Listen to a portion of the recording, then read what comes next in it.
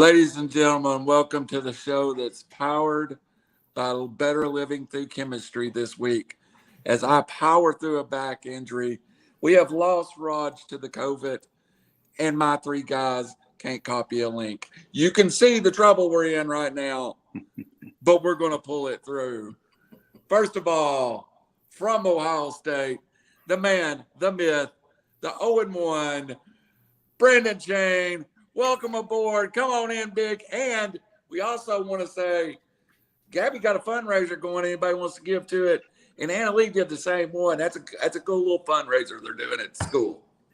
It is. No, I'm glad to be here. It's a cool fundraiser called the Color Run. And, we're trying to raise a certain amount for each school. Each school's different depending on the demographic. And I think it's a great cause, great way to support your kids and school and education. So yeah, we're already above her goals per se, but she's got another goal to reach the top. So we're still pushing for that. She's got a stretch goal, and we need to get her there. I think they get a little neat prize if they get to the stretch goal. They do. And I know Anna Lee and her school, they got a little shirt and dress down days. They always reward the kids, but it's great.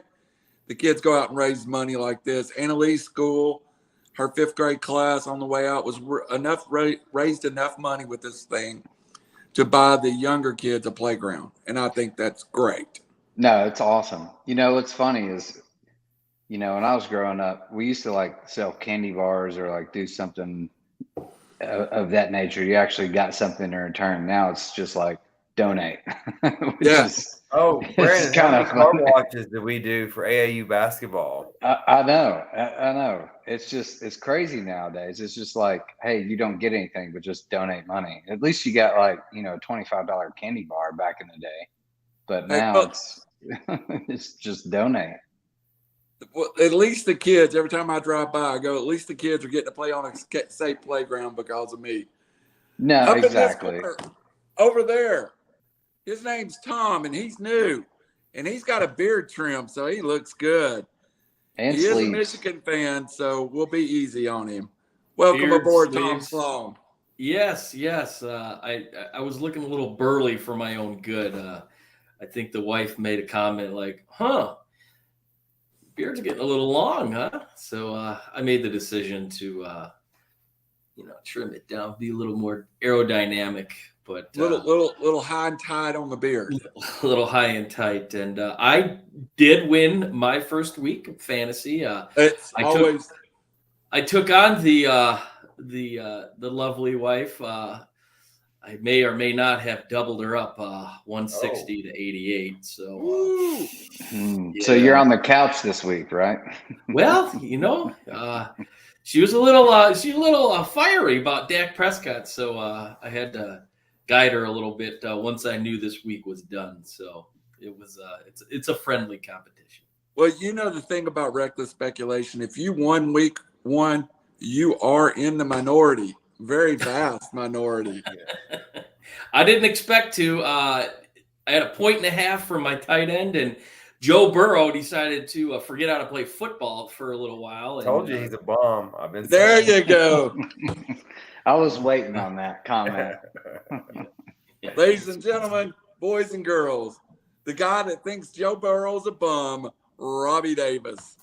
Hey, Randall, you can't try to make us famous and then get all mad when we're all divas, being like, we're not copying our own link. Send the link to the right spot. I'm not doing any work. If you want me on this show, that link better be where it's supposed to be. Look, I'm leaving y'all behind for Barstool. I'm telling you right now, it's going to be me and Portnoy in the office, just hanging out without y'all.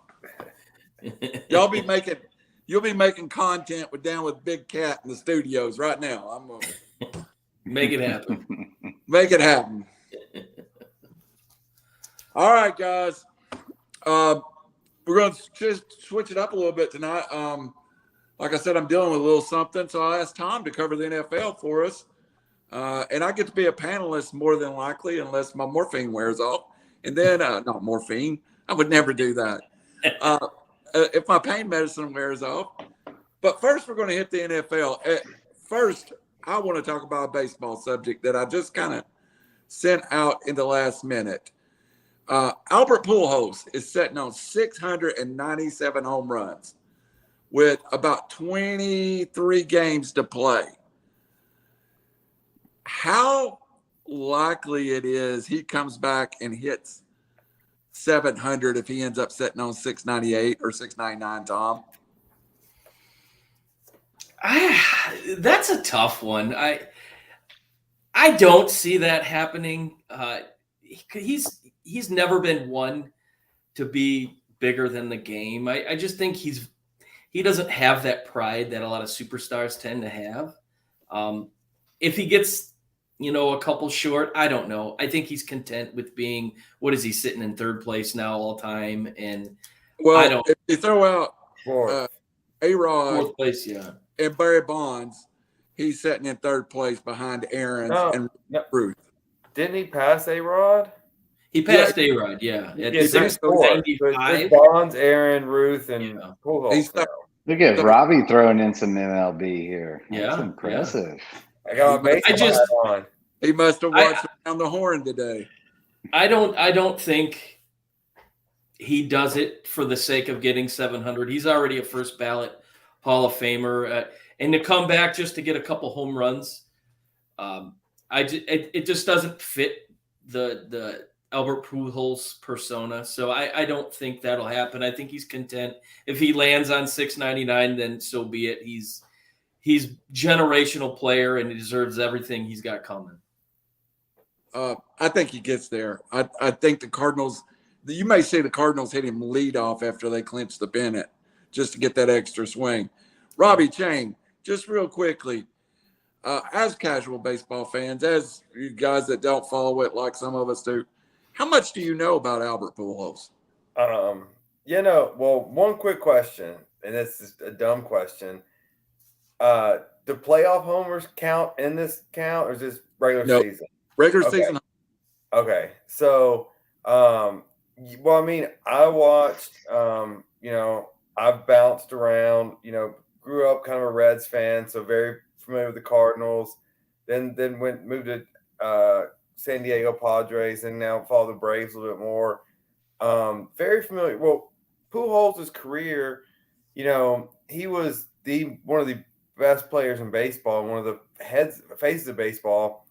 Then you move out to where stars go to die in Anaheim. And literally, I went to school at Chapman University, which is probably Pujols could hit it from the campus of the Angel Stadium in totally irrelevant land in Southern California, where the Angels are. And so, he missed out on that. Like, just his total greatness, I think, kind of is lessened just because of where he played.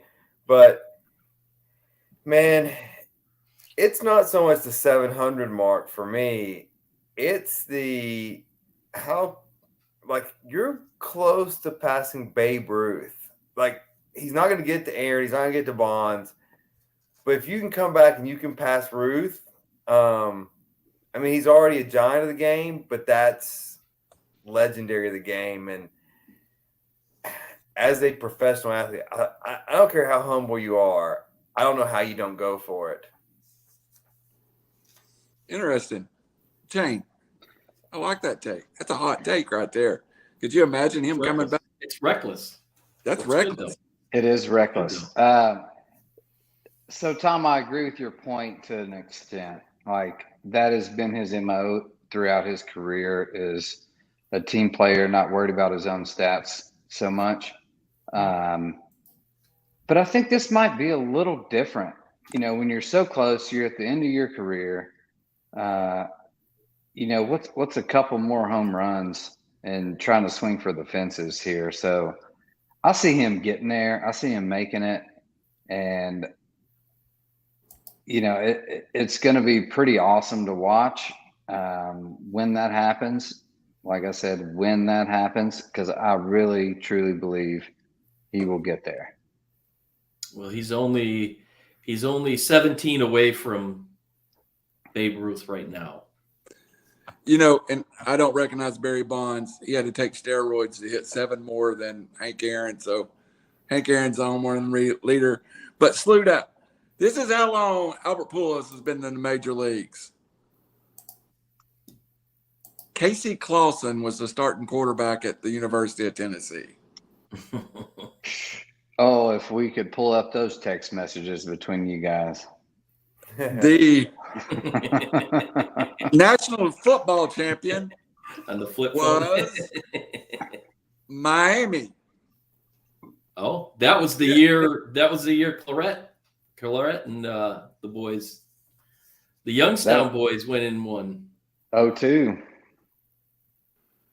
Well, he came up in 01, but yes, it would have been the 02 national championship game. He already has 3,000 hits, 3,369, 679 home runs, 2,199 RBIs, and a career 296 hitter.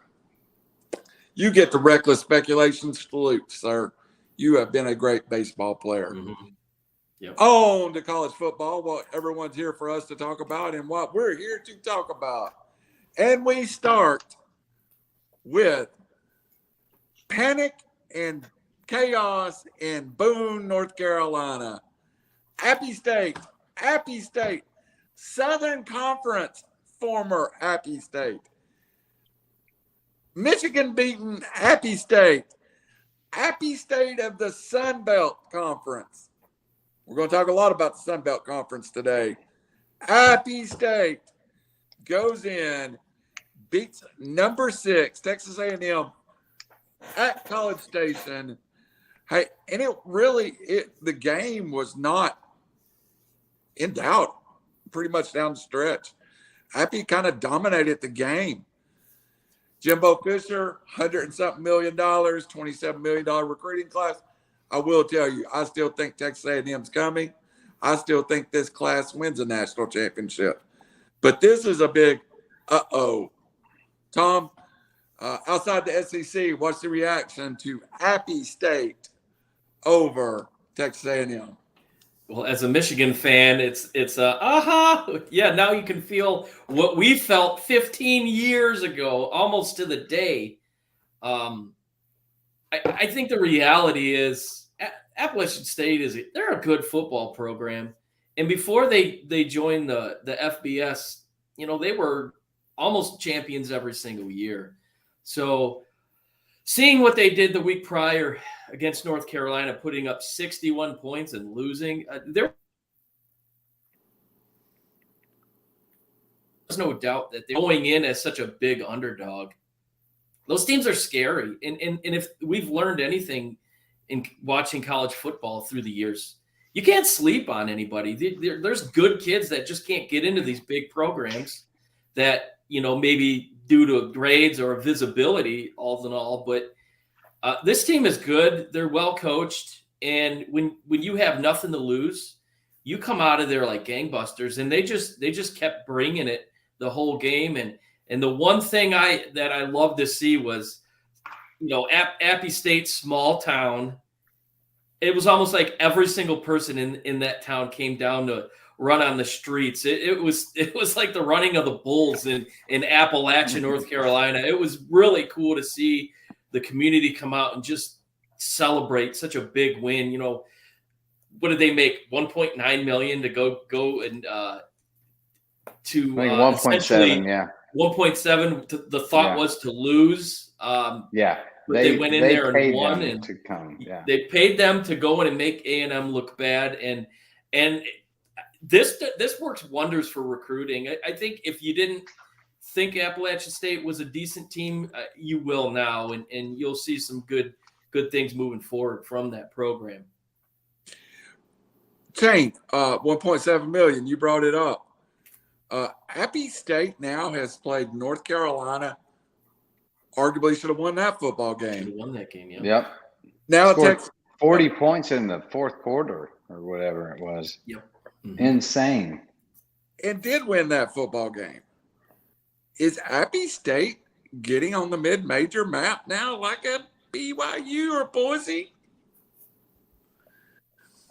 I mean, they should be. I mean, look at what they're doing right now. This is a team that you do not want to schedule at a conference, and try and sleek by an easy game and pay them, 1.7 or whatever $1 million to come in to your house and play football, because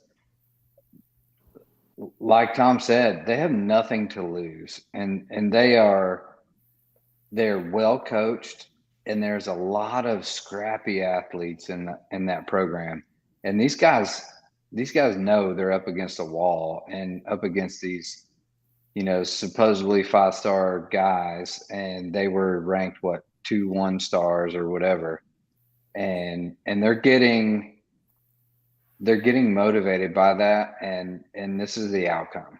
I mean, you see what college football, this is what's beautiful about it, is take NLI out of it, take transfer portal out of it. This is like gut wrenching heart of college football when you see people like this in situations like that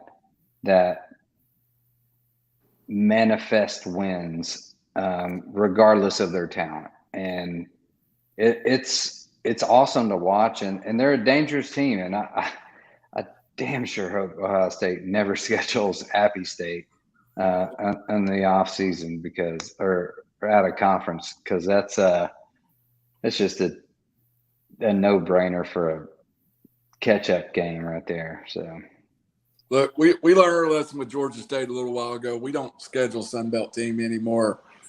Robbie, give me you're in the area. You know how competitive Appalachian State was when they were in the Southern Conference.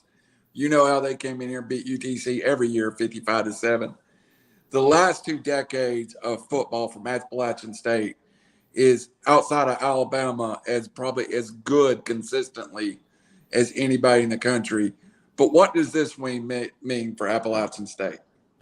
Well, I'll get to that in just a quick second.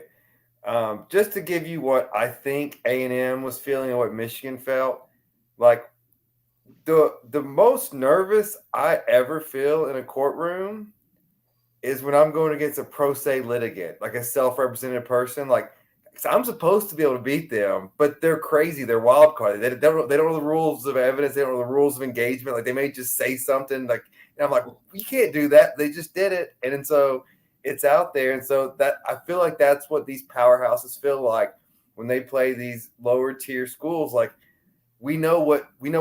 Like, we're supposed to be able to block them, but when we don't, you get a little nervous, and then you start to curl up, get a little tight. It's like whenever Brandon plays me at golf, he thinks he's going to beat me, but, get a few swings and get hot. But no, where does this program and for this conference, look, Appy State, this schedule is what you want to see if you're App State. North Carolina and A&M, if you can get those two on the schedule the same year, if you can beat them both when we expand to 12, hey, you went out, let Carnage come back. Maybe you are in play. Maybe you're that 12 seed. And if you can get in and see what happens, because look, that's 2 quality wins. You win your conference. I'm still debating on who's the conference champions, but that's what you want to see. So scheduling is key for these mid-majors. Negotiate. If I have one big boy in that year, I need another one. And let's try to get 2 that same year. Let's see if we can knock them both off. Well, they have a game later in the season against Marshall, who just took out Notre Dame. So that if they can pull that game off, that would boost their rankings, and they're literally knocking on the outside of the top 25 right now. And that's a huge game looking ahead that could really put them in a good position. Oh yeah. And it's like Cincinnati when they made it. This is the year, keep winning, start next year up in the teens or the low teens, then you keep winning. Let people fall in front of you. Mm-hmm. I'm going to say this much, and then I want to talk about their staff real fast too, because you'll be surprised with a couple of facts about their staff. Two of you have already mentioned how well their coach. There is a roadmap from mid-major to FCS powerhouse team, and it was wrote and followed by Florida State in the 70s and the 80s when they couldn't get anybody to play them, and they would literally go any place in the country and play anyone. And eventually that grew into the program we now call Florida State. Another team that was on the verge of this in the 90s and the 2000s, I think they came as close to a permanent jump from mid-major to Power 5 as any team has in the last several years that wasn't sucked up by a Power 5 conference like Utah, but just from obscurity to their major contenders. If you can remember Southern Miss of the 90s and 2000s, they beat Alabama, played Tennessee, y'all. They were there too. Their program unfortunately slid back like too often they have, like Boise, like some other ones. But I think Appalachian's following that trail a little bit. If we'll come play you on the road, we'll play on the road 5-6 times a year just to get those big games. All right. For any of you, we'll start with one question. Do you know Appy's head coach, Sean Clark, is a career Appy coach, promoted from offensive coordinator to head coach, has basically been in that one program his whole career. Does that shock you, Robbie? I was hoping you were going to ask, do we know his name? Because I did know his name, but you ruined it. Okay. I have it on the screen. I think we're going to get into this discussion later about coaching changes and who's going to go where. No, it wouldn't shock me. Somebody who grew up in the Boone program would stay there. Tom, you've probably never been there. A beautiful, beautiful part of the country, great people, and it is the epitome of don't be happier than happy, or don't try to be happier than happy. It's a great, great place. Just a great town. If you come down to the Smokies and to Knoxville, we'll run over there. It's not too far. October 15th. Here's another. Let's talk about their defensive coordinator.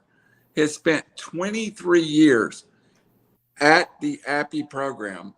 He left in 2019 and went to Louisville for 1 year and came back. He has been their defensive coordinator basically his whole coaching career. He was an All-American at Tennessee that went to Boone and early in his coaching career and never left. His name is Dale Jones, and he's still at Appy 23 years later, the captain and the All-American of the 85 Vols team that won the Sugar Bowl. Jane, is there something to say for this continued stream of Appalachian football growing their own staff? Yeah, I think so. I think experience is the first word, obviously. You look at these guys within, and we'll get into this later as well. Hiring within is not always the best choice, but in this case, it's proven well on both sides of the ball. So that experience with that culture, knowing what you need to do, and then the continual upper echelon scheduling, I guess, is making them better and better and better. And they're knocking these teams off. And that's, like I said, this is not a team that you want to schedule for an easy out of conference schedule game, because they come to play and they're looking at you as, hey, this is our, national championship. This is our gate in. And buyers beware, because they are, especially after this year, if they're not put on notice, I mean, come on. They've been doing this for a while now. Tom, wrap us up, and then I'm going to open the floor for anybody comments about APA. Does this remind you of Cincinnati a little bit, maybe 5 years ago? Yeah, it does. It does. Because you look at a program that really nobody took seriously in a conference that really nobody took seriously with Cincinnati, and it took the right coach to kind of build, and it took the right amount of time for the kids to buy into that program. And I think going back to the coaching tree at Appalachian State, they believe in what they're doing down there. They believe in the community, and I think they know that the future is bright. And there's a reason why these guys stay there, because they're iconic. It's an iconic football program when you look at it that really nobody's heard of outside of the mainstream college football fan. But I do believe that they feel like big wins like that will attract bigger talent. Now, going through their roster, there's a whole lot of players that don't even have pictures on ESPN. And that just goes to show you the level of coaching and the amount that these coaches are able to get out of these kids. And it's a culture. It's a winning culture.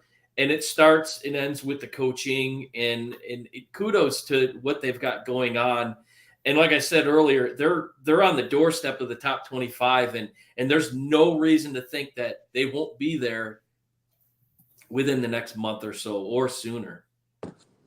All right. Anybody got any final words you want to bring up about Appalachian State before we talk a little bit about Jimbo Fisher? We've not really addressed that, but I don't know what to say other than he's got a job. It's a flub, but he's got a job. Robbie, want to talk about Jimbo a little bit? I mean, I just think it's an interesting dynamic that the big players in Texas and the oil money have got themselves into. Look, he's one game worse than Kevin Sumlin after 50. He's got his one win over Alabama. Didn't Sumlin beat Alabama twice? Mm-hmm. And then, they got this recruiting class. Man, you just lost to App State at home. And, bad losses happen. But his offense is 13 out of 14 in the SEC. They may be in a bad marriage for a while. I mean, if any school's got the money to, if they want to make a change, or if he is getting on the hot seat. I don't know if he's on the hot seat, because that's crazy to say with $95 million to buy someone out. But, man, that's a tough contract to pay. If Ole Miss passes you by, Mississippi State passes them by, it looks like Arkansas is better than them right now. That's just not Texas A&M. That might be everybody in the SEC not named Alabama or Georgia. So I just think it's a sticky situation. A&M. There's a lot of unease. You can't be confident of where you're headed. They went 8-4. You can't put anyone on the hot seat with $95 million to buy them out. But no more easy press conferences, I don't think. Hey, Jane, and then I'll come Tom. In the day of the portal, I'm going to just throw this out. To me, I thought Texas A&M, their quarterback play has been atrocious. Are they just looking for somebody to run that jet? Because they've got talent. That class they signed last year is not really helping yet. But even the class before that was a top 10 class. But I don't know about their quarterback play and their play calling. What did you pick up? I mean, absolutely nothing from that game. It's terrible. And, you know, Jimbo, big name, bad hire kind of situation. And they're stuck. Like, I mean, at least for 3. When you pay that much for somebody, you've got to give them at least 3 years, right? I mean, I would think that's kind of the Hasn't consensus. he been there 5? They can't even buy him out if they wanted to. It would. Well, they could. Well, It's, and here's the problem. Well, there goes the problem. You give somebody at least 3 years, and this is the 5th year, right? So, and we're still back at square one, and this is a complete S show, and I don't know what's going on with A&M. They're on a free fall, and Appy State is one that's coming up and could replace them for sure in the top 25. I'll just say this: I've never been in that situation, but if I got paid $95 million over 10 years, or I got paid $95 million over 1 year to suck at my job, it's hard to work hard for 10 years. Right. I Take think that 1 year. Yeah. I think I'm It's like a Roger or what's LSU's ex? Orgeron. Orgeron. He was like, they were like, we owe you $17.1 million, and we're going to pay that, but you got to leave. It's like, what door you want me to go out of? And what time you want me to leave? Yeah. Coach O, what door do you want me to leave? Tom, I'm about sick of Texas A&M. Sum it up for us. Well, I'll sum it up for you. 97 yards receiving, 83 on the ground. That is not a top 25 team. And I put in the chat, the group chat there. He's an old name.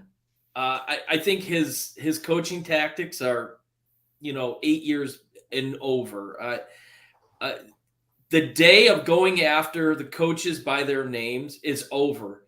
And I think some of the coaches we'll talk about later on in the show will prove that. It's a young man's game. You need young coaching talent that can kind of, fit in with some of the players, that kind of understand where a lot of these players are coming from. And when you go up against a Sun Belt team and you can't even put together 200 yards of offense, yeah, I think his days are numbered. And another loss like that, he might be going out like the way of Scott Frost.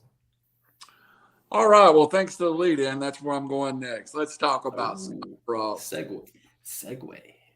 All right. Well, I will say this. I still think Jimbo gets it done in Texas A&M. I'm in the minority. I understand, but I still think that they're going to buy a championship. And if you get good coordinators, An SEC championship or a national championship? I think they'll still win a national championship. Nobody has ever signed us like Texas A&M did last year. I'll go against that. We're not going to bet, Robbie. We're not going to bet. Bet your nuts. Yeah. You go to those sites and bet. I'm not your bookie, but I'm not yourbookie.com, which is sponsored by Reckless. No, never mind. I just think you buy enough players and get enough coaches, you can win a championship. I'm not sure Nick Saban actually coaches at Alabama a lot anymore. He runs a program. He's in the office. He's on a tower. He's not having his tight ends shift their weight in their 3-point stance. He's a CEO of a multi-million-dollar company. Well, I'll just push back on that a little. No one switches coordinators more than Alabama. They have a new offensive coordinator every year. That train keeps rolling, man. And let's go through those names. Go through Bill the last. O'Brien now. Steve Sarkisian. Sark. Bill O'Brien.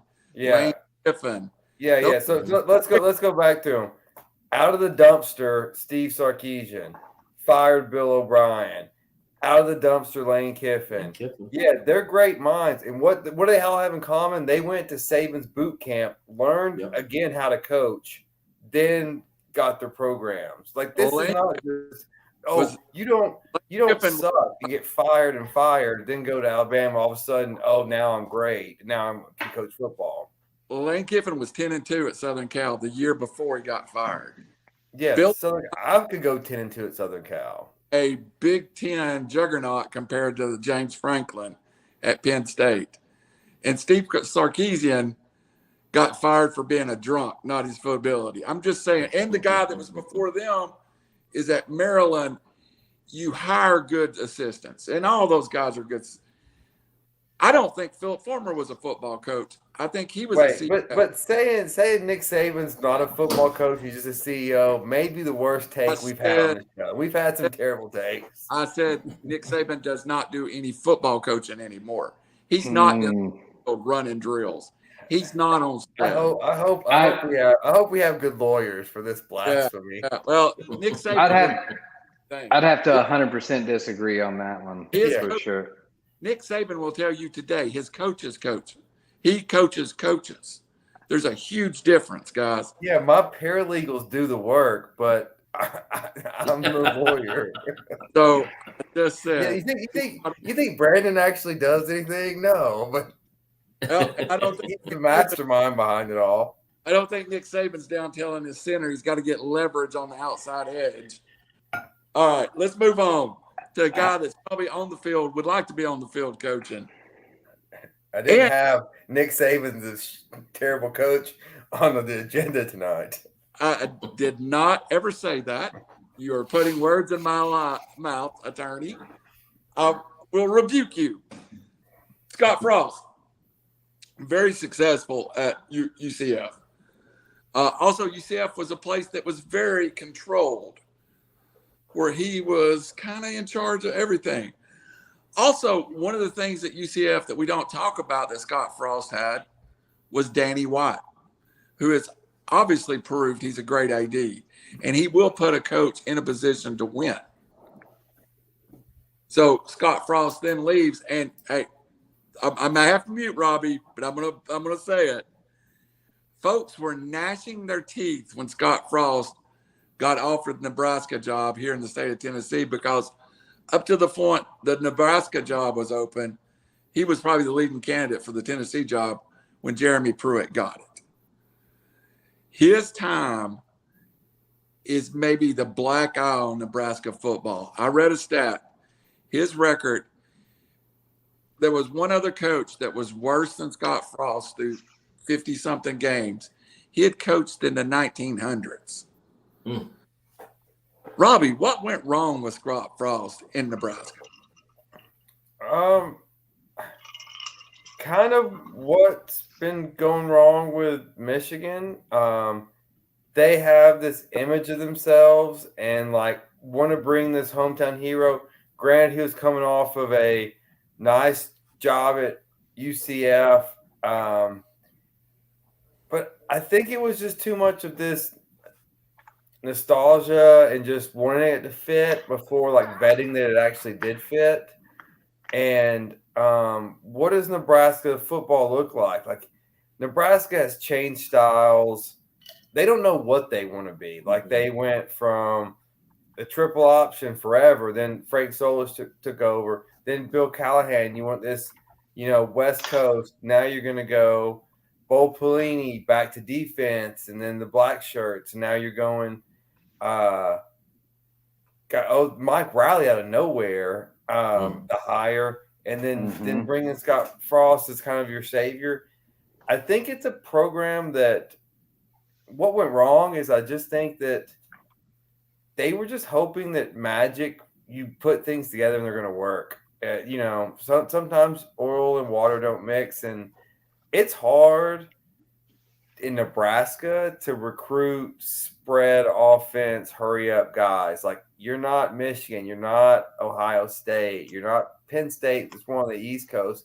You're strictly Midwest. You're more Wisconsin, you're more Iowa. That's not even though Scott Frost, and he may be a great coach, he may not. We don't know yet. He did well, he did poorly, but that style doesn't seem to match. Which maybe a segue later. Does Urban fit there? But that's what I think. I think it's just a bad, not a culture fit, just a bad style fit. So, Brandon, we all assume Scott Frost was successful at UCF. And we all talk about, Josh Heupel got the hands to the car and he got the cows. Scott Frost was only at UCF 2 years, 6-7, 13-0, and left. Did he vet himself as a coach, or did he inherit a team from a veteran coach in George Leary that was ready to win? Mm-hmm. I don't necessarily think he vetted himself as a coach. I think it was. That's Randall's new word of the day. I got it from Robbie, by the way. He said it to me the other day, and I looked it up in the dictionary. It was one of those interim situations where here's a hot coach, a hometown boy. This fits, and let's make it work. And to Robbie's point, kind of stole my thunder. It reminds me a lot of Harbaugh. Just like, bring this guy in. He's a hometown guy. Like, we'll figure it out. Kind of whatever happens, fans will love him because he was a player here, hometown guy. And that's not the case. I mean, we're not running the triple option anymore. We're not Army or Navy or, it's just unfortunate. I don't think he's a good coach because one of two things happen. Either he couldn't adjust on his recruiting for his style, or the recruits he had, he couldn't adjust his style for. And that was clearly shown. And he's just not a good fit. Just a hometown guy. Like, let's root for him. Just because he's here and he was great when he was a player, but doesn't necessarily make you a good coach. I was actually talking about more Brady Hoke at Michigan than Harbaugh, but yeah, Harbaugh also. I'm talking about Harbaugh, for sure. Let me ask a question, Tom. Then you go on with your Derek had a great point, too. In my opinion, Nebraska lost their appeal ever since growing the Big Ten. A big fish started to move to a smaller pond to a very big pond, got lost in the shuffle, could never brand themselves in the Big Ten. I'm going to go even one step farther. Did they not destroy their built-in appeal nationally by not playing Oklahoma, by not playing Colorado, by not playing Kansas State? These rivalries that had been decades in building. I seen a thing the other day, too. At their very best, Nebraska never had to give scholarships to kids in state. They had 170 kids on the 97 national championship team. Yeah. They could spend their 25 or 30 scholarships in California, in Florida for Tommy Frazier, and they could go pluck these ones and twosies. Sure. I don't think Nebraska has any identity in the Big Ten. They're just another program. That word is exactly what I wrote down 2 minutes ago, identity. Soon as Nebraska joined the Big Ten, their identity was destroyed. I agree 100% with what Derek said. You take away the big lore of specifically kids from Nebraska playing Oklahoma. That's a huge rivalry. That's a Michigan-Ohio State type of rivalry. So you take that away, what's the appeal to go to Lincoln? There really is none. And now you throw in the mix of grasping at straws like Michigan did for several years, trying to bring in the right fit that just didn't work out. And then even so, bringing in Harbaugh. I don't think Harbaugh did what he needed to do until he decided that he couldn't do it on his own. He needed to bring in the right coaches.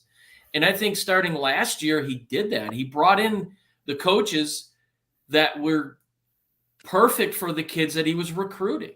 So that's why I think he's been successful, not necessarily his coaching tactics. It's he put aside his arrogance and let other coaches that he needed to bring in let do their job. And I'm not too sure Scott Frost was willing to, put down his arrogance of being a Lincoln legend by playing there years ago.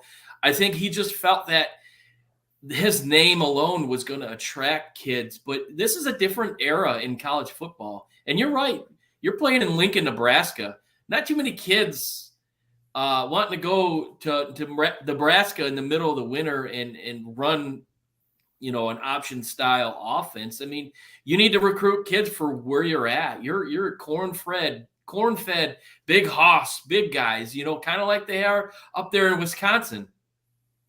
So I think he neglected his own backyard, so to speak, and ultimately was his biggest undoing. So you hit the nail right on the head with identity.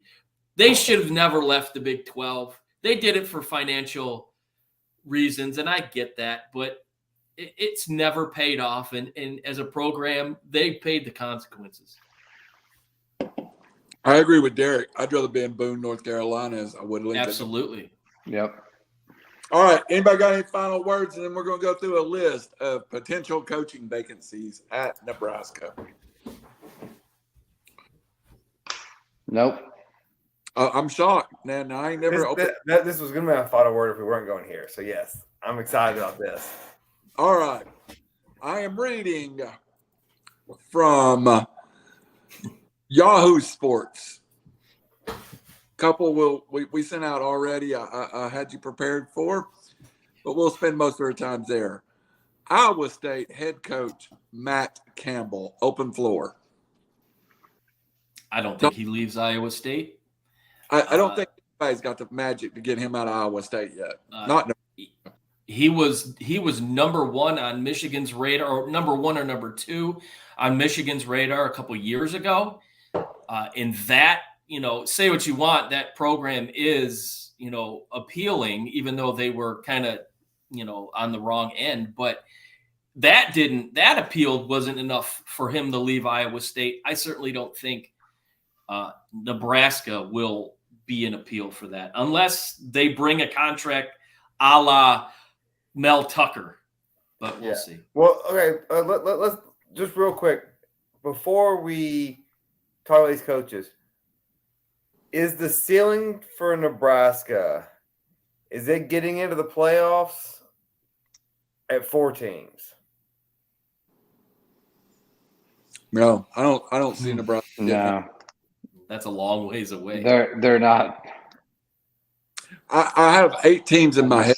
SEC getting the playoffs. Okay. Competing in the Big Ten East. That's the ceiling right now, probably. Well, okay, so is the ceiling of Nebraska an upset in the Big Ten championship, and then winning the Big Ten is an upset underdog? Right now, yes. That would be their ceiling. Yeah. Okay. So if that's the premise, then let's talk about these coaches. Would they leave for that being the ceiling? I think a little bit depends on the coach also. But we're going to talk. Can someone bust through that ceiling? Let's talk about the guy right now, the interim head coach, who I like, Mickey Joesph. First African American in Nebraska's history. Does anybody see them reaching for Mickey Joesph on a permanent basis? No, you don't. I mean, Frost's buyout was going down $7.5 million in 2.5 weeks.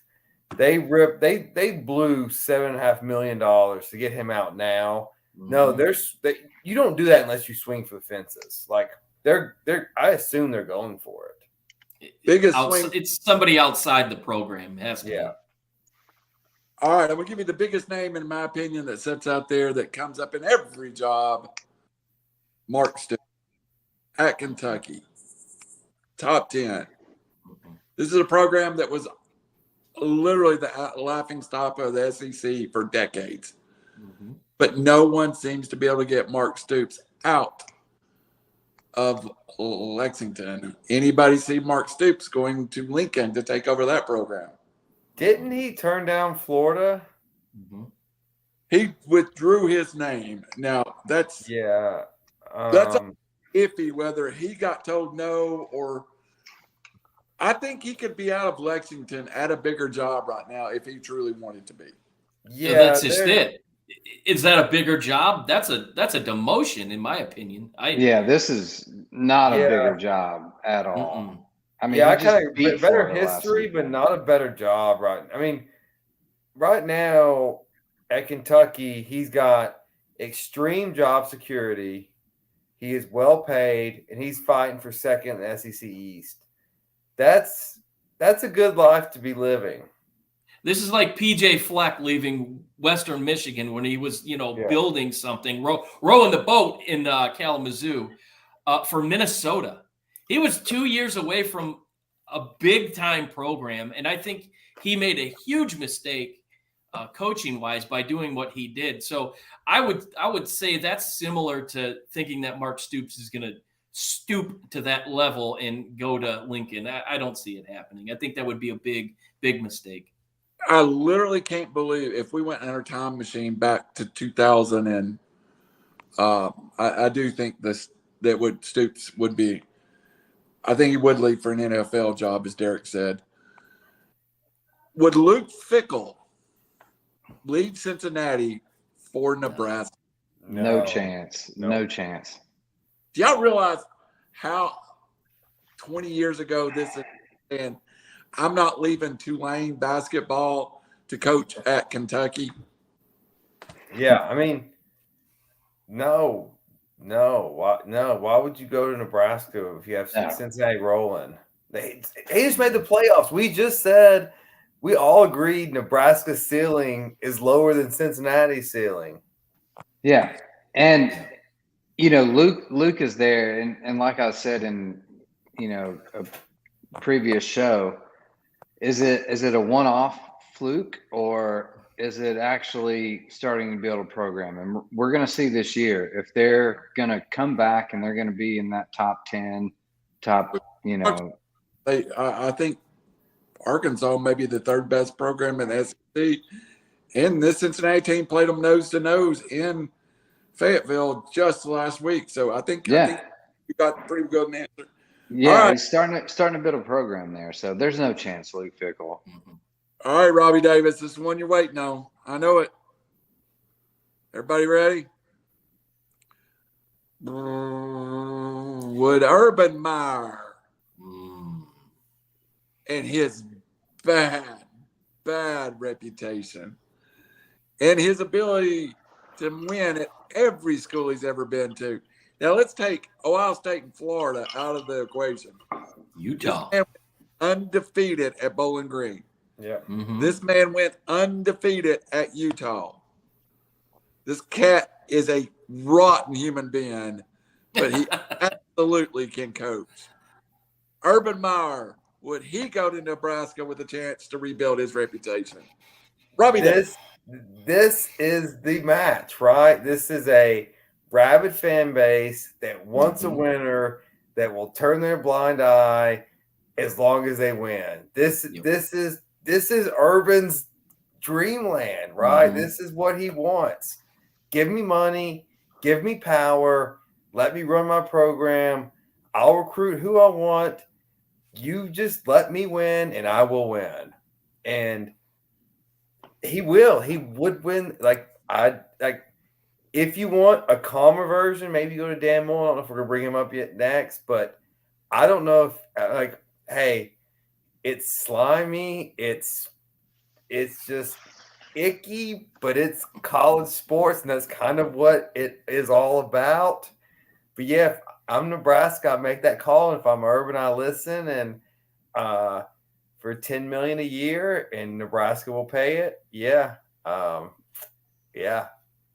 And don't discount Fox. The kickoff show is there this weekend in Lincoln. So Fox name. Yeah. So there's going to be some talking, and that may not have been a coincidence. Reckless speculation. Why they fired Frost this week? Knew Urban was going to be in town.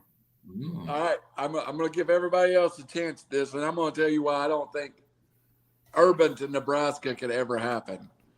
And I'm going to go ahead and stand on my point when I get there, but let's think about the athletic directors at Nebraska.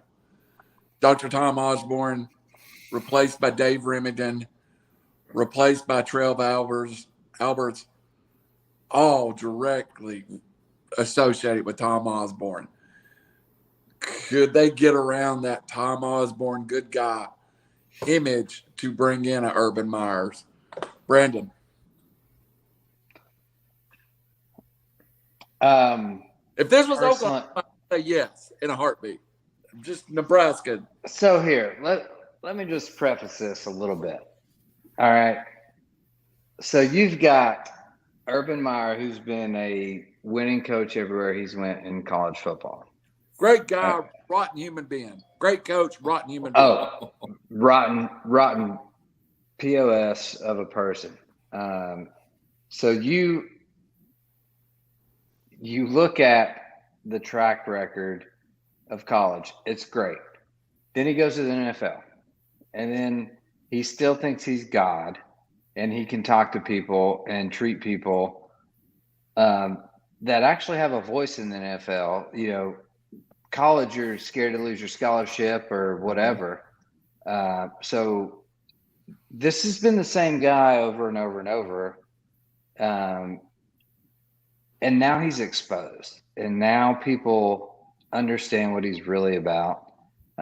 We all kind of knew it after that whole situation at Ohio State. We knew it in Florida, you know, when he faked his heart attack or whatever. And I was happy he came to Ohio State just because I knew he was going to win there and could do it. But I didn't realize what kind of POS guy this was until he got exposed. You'll take the championship, though. You're not giving it back. Hey, look, like I said, I knew he was a little on the bad side. I didn't know it was this bad. And now that you've seen it, I mean, are you kidding me? Like, how can you – I know time heals all and people forget, but how can you forget this? I mean, just the stuff he did in Jacksonville, and just what a bad person he is. Don't even fly home with a team, and then he gets, you know, in that whole scandal. He was so embarrassed. He wanted to feel like God again. So he went back to his bar in Columbus and tried to get his ego checked. And that's exactly what happened. And apparently if he's talking to these kids this way, I mean, that's just not a good vibe. Look, I'm all for like discipline and, you know, holding people accountable for their job, especially in college. This is where you teach. I don't know if he's quite teaching more than fear. It's so hard to know what went on, but after the exposure in the NFL, if anybody hires him again, it's just a disgrace, in my opinion. All right, Tom, before we get off Urban, any final words on Urban? Then I'm going to go through some, I think, reclamation projects that could have a home at Nebraska outside of Urban. Well, you look at like Brandon said, his reputation is squandered, we'll say. I mean, everybody knows what kind of a human being this guy is. So with that being said, why would Fox risk so much to bring him back to the arguably the soon-to-be #1 college football pregame show if they didn't think that somebody would take a shot at him? So now you're Urban Meyer. You kind of went away for a little while. You cleaned up your wounds. You know, you got yourself built back up. You showed up on set with the little beard and glasses, which you never seen him, you know, before. So you're looking like grandpa, maybe. Tell me a program where there's not a lot of hype, There's not a lot of media attention that you could go to rebuild your coaching reputation and go to a place that would say, I'll give you 2 years. Sure. 2 years, you come in, you win a championship, you win a Big Ten championship, you put Nebraska back on the map, and we'll let you go. It's Nebraska.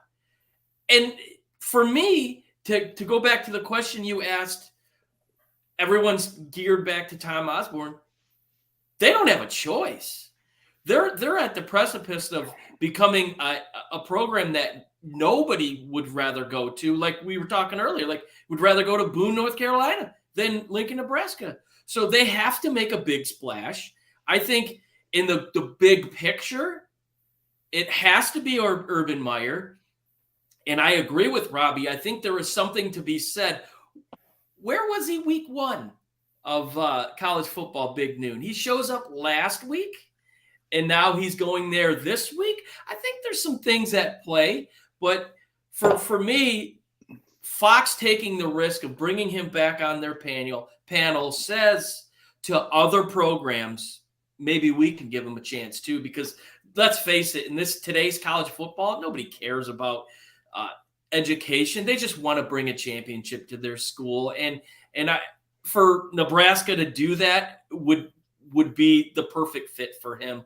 Small media could bring in a big program a la Utah, and it could be successful for both parties in play here. It almost, and I'll be quick. Sorry, I'm okay. Next subject, real quick. It reminds me of Kentucky's position in basketball, and they were losing, and they hired Billy Gillespie, a failure. You know what? Calipari's a risk. We know it. He knows it. It's dirty. We're getting him, and we're gonna win. Risk reward. This is too funny to not bring up. With the portal and Urban wouldn't succeed in Lincoln. Talent might show up, but they'd leave just as fast as they got there unless Nebraska pries their rusty corn purse and pays fat NLIs to make Texas A&M look cheap. It would be a Midwestern version of Miami Hurricanes in the 80s. Derek Joesph, that's hilarious. We've got to go. I think Nebraska would take that, though, to be in that same conversation. I got to go rapid fire now. I'm going to go. Each one of you got 3 coaches. I want to get your gut reaction to this. I'm going to start with the guy that Robbie said couldn't coach. Bill O'Brien, off the Alabama staff to Nebraska. Would Nebraska take him, or did he take Nebraska? Either way. Yeah. No, Nebraska won't take him. Brandon James. O'Brien? No, I don't want Okay. Bill O'Brien. Matt Rule from the Carolina Panthers.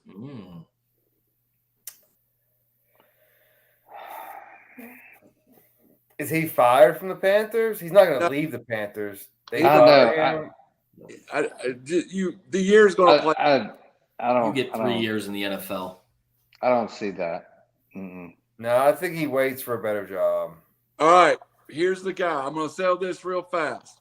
A guy that was an offensive coordinator of a national championship team in the Big Ten. A guy that has multiple years as an OC in the Big Ten. A guy that went to the mid-majors and went 22-4. 22-4. Goes to a Power 5 school, goes 32-14, and is fired. And he's unemployed, sitting out there working as an analyst right now. 3 years ago, the hottest coach in America, Tom Herman. Tom.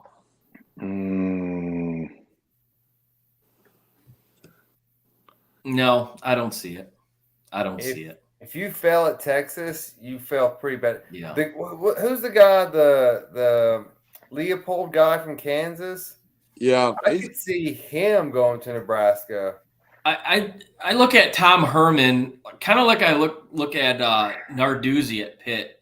I mean, there's coaches that are coordinators that are able to take the next step, and then there's coaches that they just, for whatever reason, they just can't make.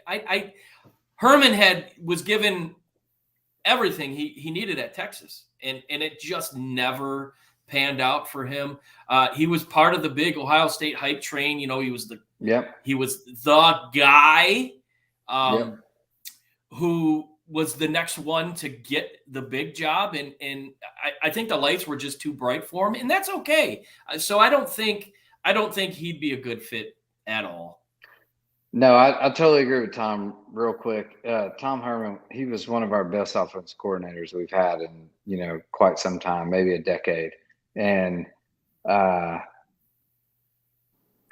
was rooting for him when he went to Texas, but it was just like you said, the lights are too big for him. He just couldn't manage. Some people are really good in their lane, and some people are really good, at delegating and orchestrating. And he was not one of those guys. He's good in his lane. He's a great offensive coordinator. And I hope he gets another job in that aspect. But as a head coach, I mean, he had one of the biggest jobs in the country with all the money, all the recruits, and it just didn't work. So I'll see him as a good OC somewhere. Eventually. What about the old Texas and Florida coach, Strong? Never. Charlie Strong? Yeah. Never. Urban makes too much sense here. Hey, I got an outlier. I got a real quick outlier. Everybody, one comment to clear it up. Everybody's going to go around the table. Tell me who your coach is that will be and this is no speculation. You're saying right now, here is why, and here's who will be on the sideline in 2023. Tom. I don't know if this will happen, but this is who I would love to see. And I hope I'm not stealing Brandon's thunder here. Jim Leonard, the defensive coordinator at Wisconsin. I think, going back to, sometimes coordinators can't equate to the coaching, head coaching ranks. I think he can. He's young, and he gets so much out of his kids year in and year out. He's a corn-fed type of a recruiter who will be able to go into small-town Nebraska and really sell the program to their parents and to these kids. And I just think he's kind of a throwback coach, being that he played in Wisconsin and he's been their DC for a few years now. But I just think he's a prototypical Big Ten-esque type of coach who knows how to recruit, who can coach his butt off, and would be a perfect fit for Nebraska football. Brandon. I'm going to go outside. And I didn't mean to cut lines here. You can wrap that. And completely outside of Big Ten football. And nowadays, in new times, we've got the transfer portal, we've got the NLI. And you need a big name there. Everyone screams Urban Meyer, what a big recruit he would be, or recruiter to these kids. I'm going to say Deion Sanders. I really, really like this fit in Nebraska. Deion Sanders is a big name. He knows the game. This is prime time, baby. Give me some Deion Sanders in Lincoln, Nebraska, and watch them win a championship. All right, Robbie. I've never heard anyone describe Lincoln, Nebraska as prime time, but no, I didn't say Lincoln was prime time. Look, I said prime time coming to this Lincoln. Makes just too much sense. You have a top 5 college football coach, in my opinion, easily top 3, probably the second best college football coach of all time, sitting there looking for a job, looking for a redemption story. You have a storied program that wants to get back to the top. It's just it's almost like Tennessee and Rick Barnes. It just makes too much sense. Just go ahead and tie the knot. Urban. Does make a lot of sense. I understand the risk, but this is so in the box that it's out of the box. I think Mickey Joesph is going to get a shot to take that program. Considering if he doesn't just have a terrible year, if he can play decent football and the kids play hard and the kids are already talking about, hey, we want Mickey Joesph. That's kind of one of the things is how we ended up with Marcus Freeman at Notre I was Dame. going to say, buyer beware. So we'll talk about him in just a minute. Give me Mickey Joesph to move on. But let's never let the employees hire the boss. That is so true. We got about 3 things, and I want to leave Tom plenty of time on NFL. So I may just go to single reactions and then a little follow-up on the next 2 subjects. Let's go to Florida and Kentucky. Well, Robbie, you're the SEC guy. Well, I guess both of them are SEC reactions. Give us your Florida-Kentucky take. I don't think I'm shocked. Matter of fact, I believe I said I think Kentucky's going to win the football game. So it went from Kentucky losing 31 straight, I think, to now winning 3 of the last 5 against Florida, including 2 of the last games in the Swamp. These are programs heading in different directions. Mark Stoops has built not a powerhouse in the football sense, but a powerhouse for Kentucky. And Coach of the Decade Award, he's got to be in the top 3 finalists for what he's done there. I think they're definitely programs going in a different direction. I think Florida still has a load of talent, and Billy Napier will probably get it figured out. Brandon or Tom, any comments on Florida, Kentucky? This was a sorry, Brandon. This was a trap game. This was a trap game for Florida. Everyone was buying into the hype. You had a Kentucky team who, why not go down there and win? And I remember putting a text in the thread, can Kentucky go down and win in the Swamp? And I think the consensus pick was, yeah, they can, and they probably will. So for kind of a bounce-off game of that Utah, this was the absolute worst thing that could have happened to Florida, to have a program like Kentucky that's just, steamrolling through. They're playing well, and for them to come in. So it wasn't surprising. That'd be one thing I would say about it. And it just basically was a trap game for Florida. I think CBS maybe was the most disappointed because they could have had a 4-0 Tennessee or 3-0 Tennessee versus a 3-0 Florida at 3:30 next week very easily. Brendan? Yeah, so Kentucky is kind of the silent killer in the SEC right now. They're like the App State to me. They're a team that is continually evolving and getting better every single year. And when they're on your schedule, you think, it's a basketball school. This is another Vandy. This is, bottom of the SEC.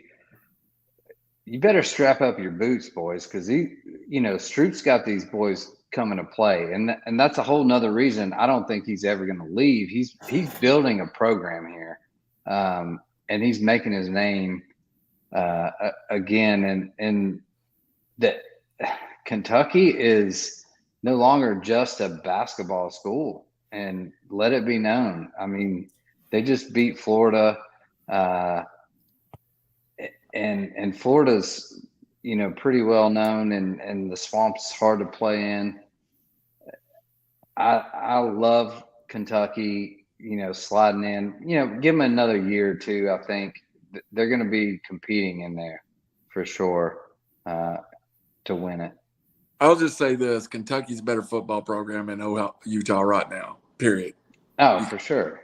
Kentucky beats Utah on the field 60% of the time or greater. No, and we were all on Utah preseason. Mm-hmm. That was the ranking. I was all on Utah too, -2.5. I was all about Utah and over Florida anyway. And but Kentucky is a way better team than Utah, so that was evident. watching the game. I thought about not even bringing the next topic up because I think it's a non-story in a way. But unfortunately, I think it's into the age when Georgia or Alabama almost loses. It's a story. Texas goes to Alabama goes to Texas, wins on a last-second field goal. Not as much about the game for you, but how is it losing by 1 for Alabama now is the lead story on ESPN. I think that's big story. When you look at the number was 20. You don't generally see Alabama struggle in the way they did. The receivers were dreadful. They could not get the run game going. On the flip side, they played well on defense, but let's face it, their bread and butter is Bryce Young. And if not for the last 10 minutes of that game, Texas probably pulls this off. I think they got a little bit too big for their britches. At the end, I think they didn't put the pedal to the metal, we'll say.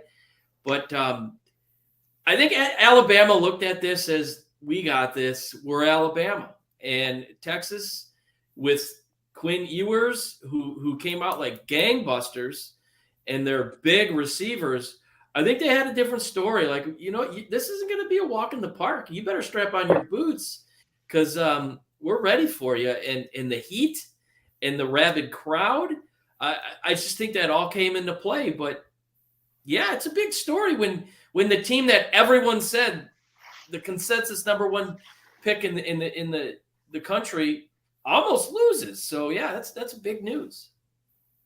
Robbie? Yeah, I had to work. I got to this game late. I got to about 1 o'clock, so I missed the Ewers injury and all, and what he looked like earlier. So I won't comment on that. Everything I heard, he was great. Yeah, this is kind of a Alabama expect to win kind of game, like Tom said. Probably a reality check for Saban. He may actually come down from his tower and coach this week. I don't know if he's busy or whatnot, but he'll probably do something. But yeah, I mean, but at the same time, like, look, this was Sark coached a great game. That defense played great. But at the end of the game, just tactical style, Saban just out-time managed him. And that was the difference. Like, the safety was ridiculous. That was probably the most confusing, worst call I've ever seen. Oh, But either way, once it was called, Saban had the ball back with enough times. They wanted to score a touchdown. They could have went for it. They kicked the field goal. Bryce Young was great on the last couple of drives. Terrible the first half, first 3 quarters, but got it together. I mean, just Alabama survives and advances, and it is what they do. That's what they do. yeah. So my take on this game, first off, if Quinn Ewers stays healthy, they win the game maybe by 10 points. I agree. He was unstoppable. The Bama offensive line was the worst I've seen in quite some time.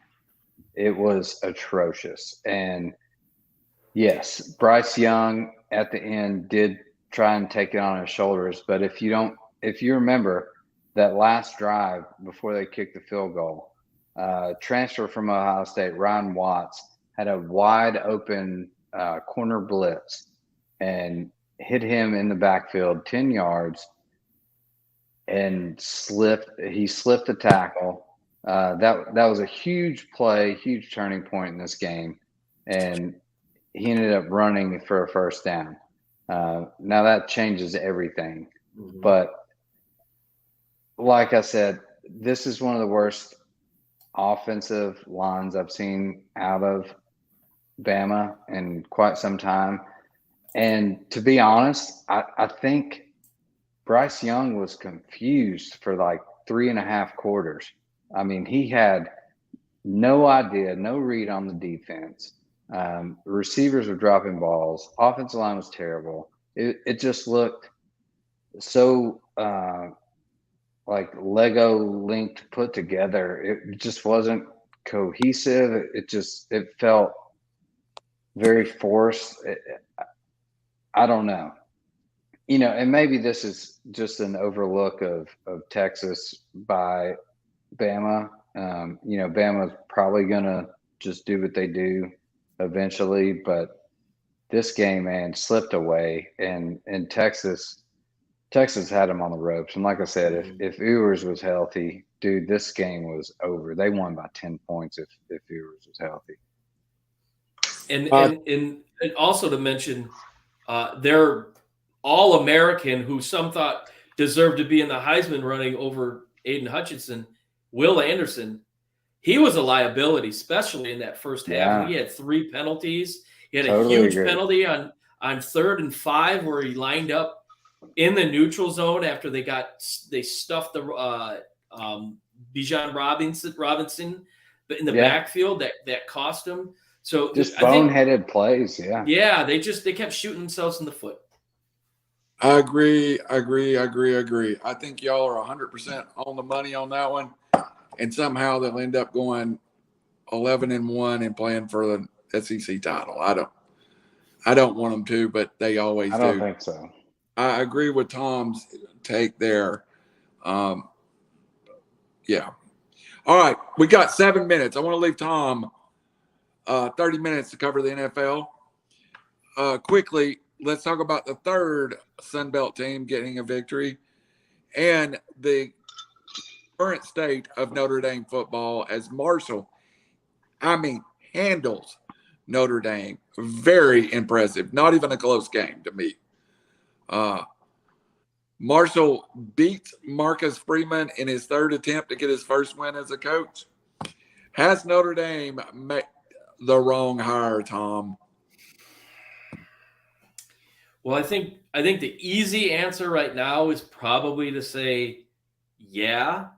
Going back to like your take on Mickey Joesph, I think Nebraska is really going to look at the fact that the players wanted Marcus Freeman as their head coach. But make no mistake, he's a hell of a coach, and I really do think he'll straighten it around. And let's face it, he's at the right program to do so. They're going to give him plenty of time to put it back together. Just look at Brian Kelly, Cajun Kelly, which, it was stupid that he left. How many failures did he have year in and year out? And yet he still was beloved by the alumni. But so I think for that fact alone, being in South Bend, he's a good guy. He's a good fit. They just need to bring in an offensive coordinator that's going to attract somebody that's going to be able to move the ball. And offensively, they're just putrid. And the fact that Buchner, or whatever his name is, went out, I think that's actually a good thing for this team because Pine might be a better option. He actually looked better last year when he played Oklahoma State in the bowl game. So wrong hire right now, you can say yes. But I think in 3 years, people might have a different opinion of him. Brendan. So I agree with you on a level that is the immediate hire is completely wrong right now. Like, he was a player's coach. It was inside. He knew the system, blah, blah, blah. Here's where his inexperience comes in. He's got his first game against, a top 3 team in the country, and all he does is focus on that. And they played great. They really did. They played really good against, yeah. And I think he spun his wheels working on that game. He was not even considering game 2. And I think that's where, some of the inexperience comes in.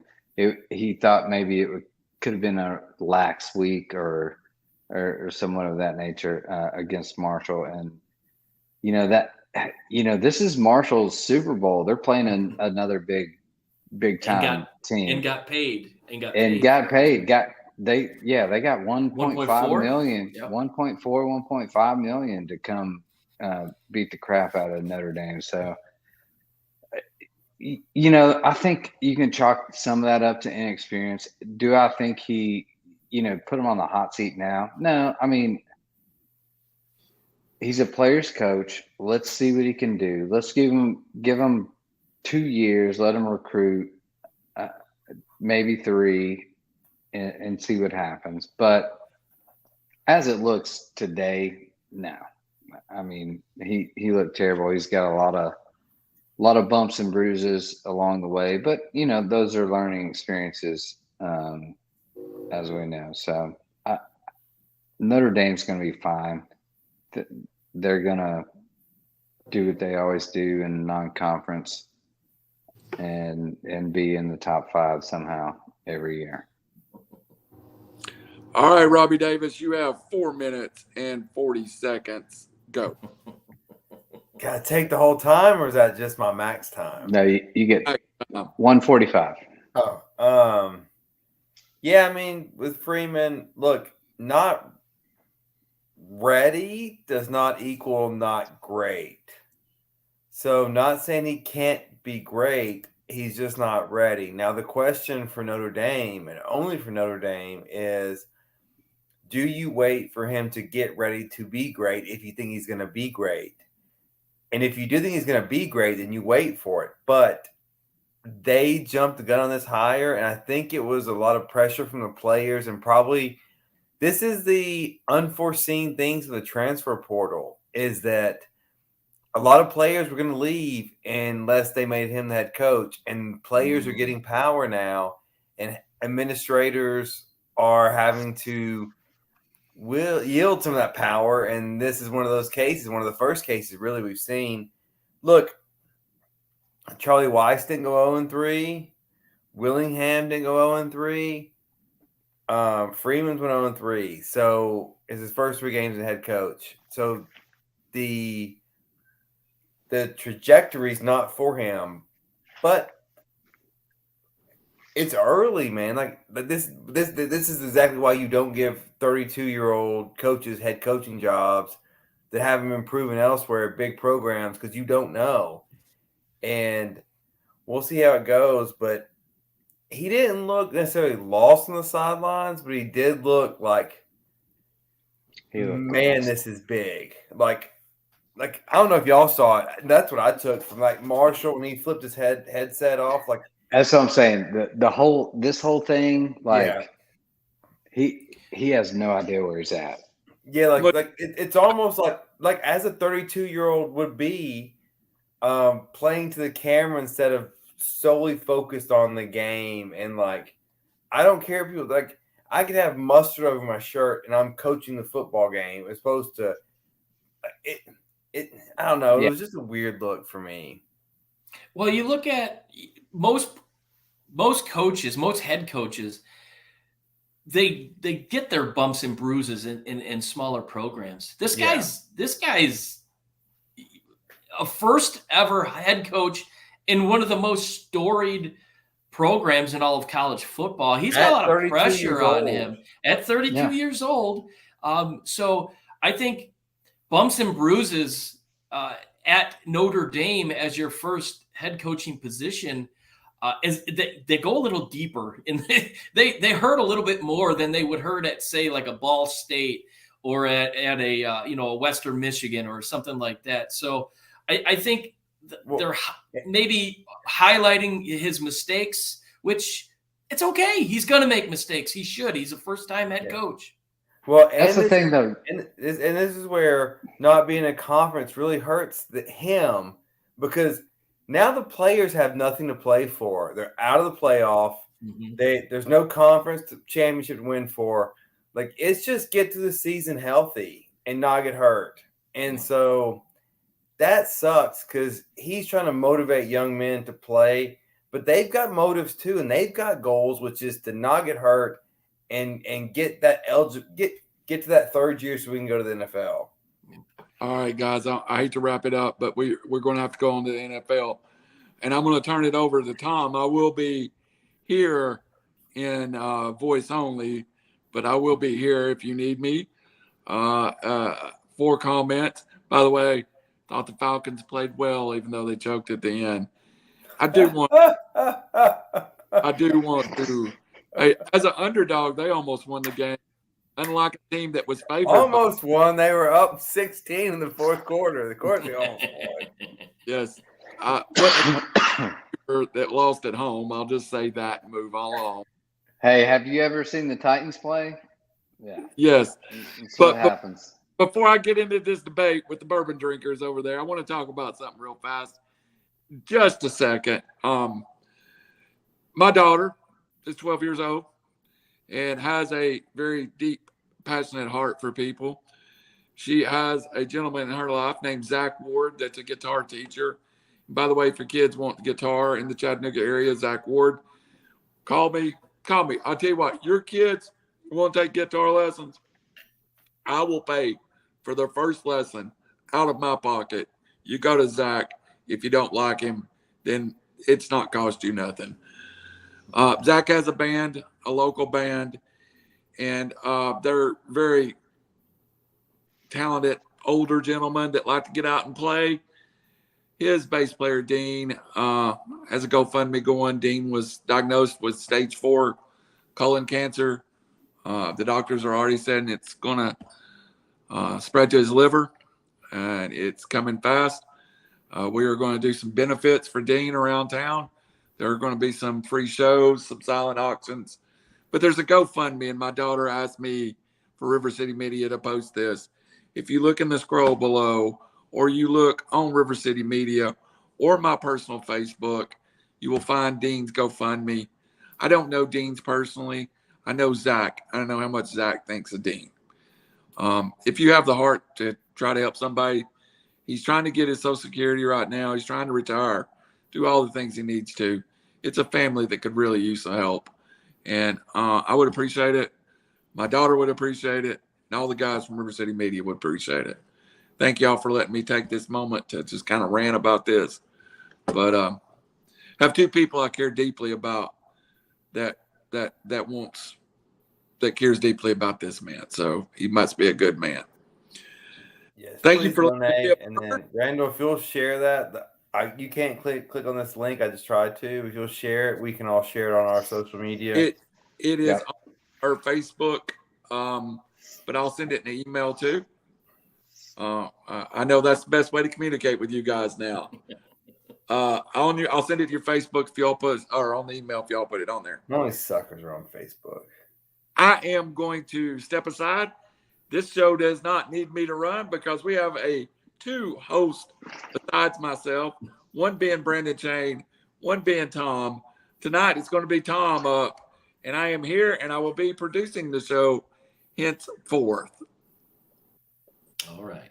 Well, thank you guys for giving me the opportunity, and thank Randall. And if you can donate to that GoFund, that's a sad situation, and we wish him the best. And we just love Randall's heart. He looks like a rough fella, but man, he's got a heart of gold. So moving on, what a crazy week, not only in college football last week, but who'd have thought that it would just continue to the next day and the next couple days in the NFL? So, guys, I mean, it started right away with Buffalo and the Rams. LA, coming off a big Super Bowl win, big high. Matt Stafford, boy, they really looked bad. Was that a situation of them looking bad, or is Buffalo just that good? Brandon, what do you think? Man, I think Buffalo's that good. It hurts me to say. Josh Allen is a dog. Like, this dude is a dog. Like, I mean, if you watch his interviews, he's like the nicest person, like, super smiley and like happy-go-lucky. But when he gets you look at some of these like obscure interviews with some of his teammates and other things, they're like, this dude is a dog. Like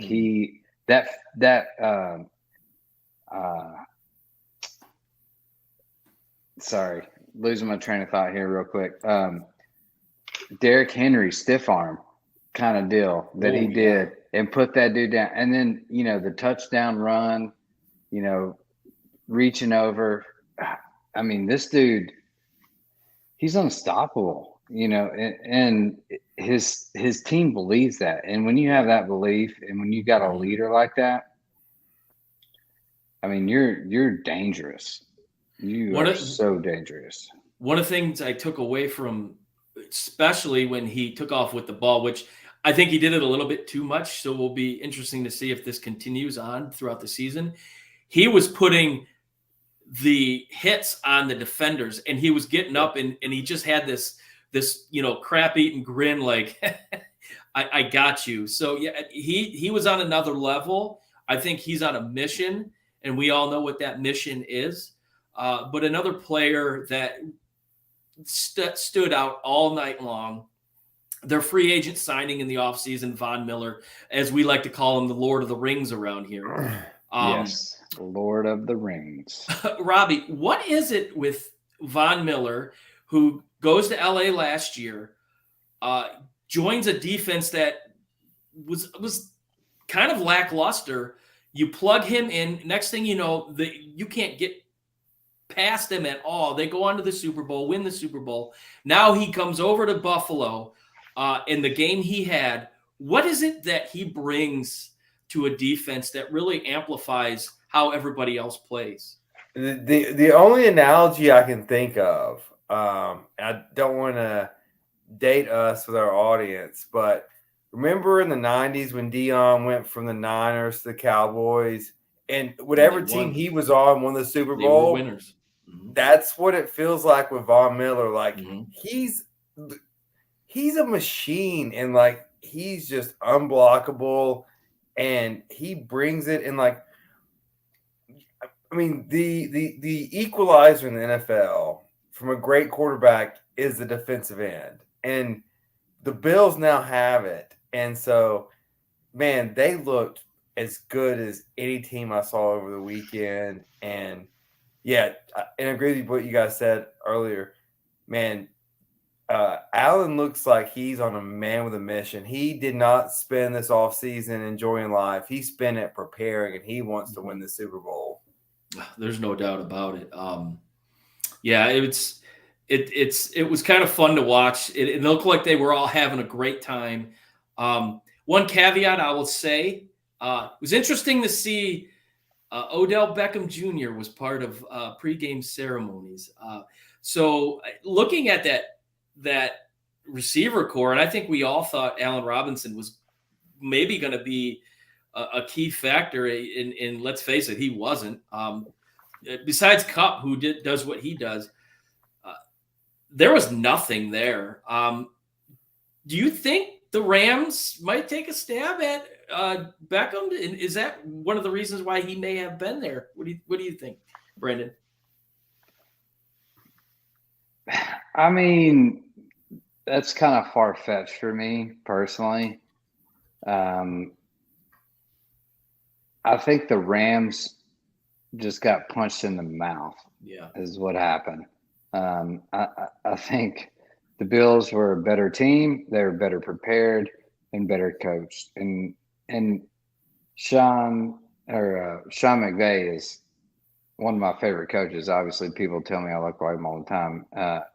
He's one of my favorite guys with his offensive schemes. But they were not ready for this defense, which was surprisingly better than last year, which I thought was, a top 3, top 5 defense.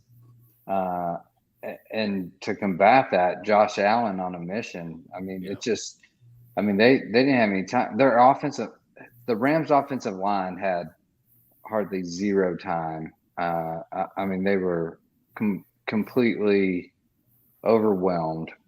all game, and that was the difference. That's why, Allen Robinson's going to be fine in this scheme. I think he's going to be a big player.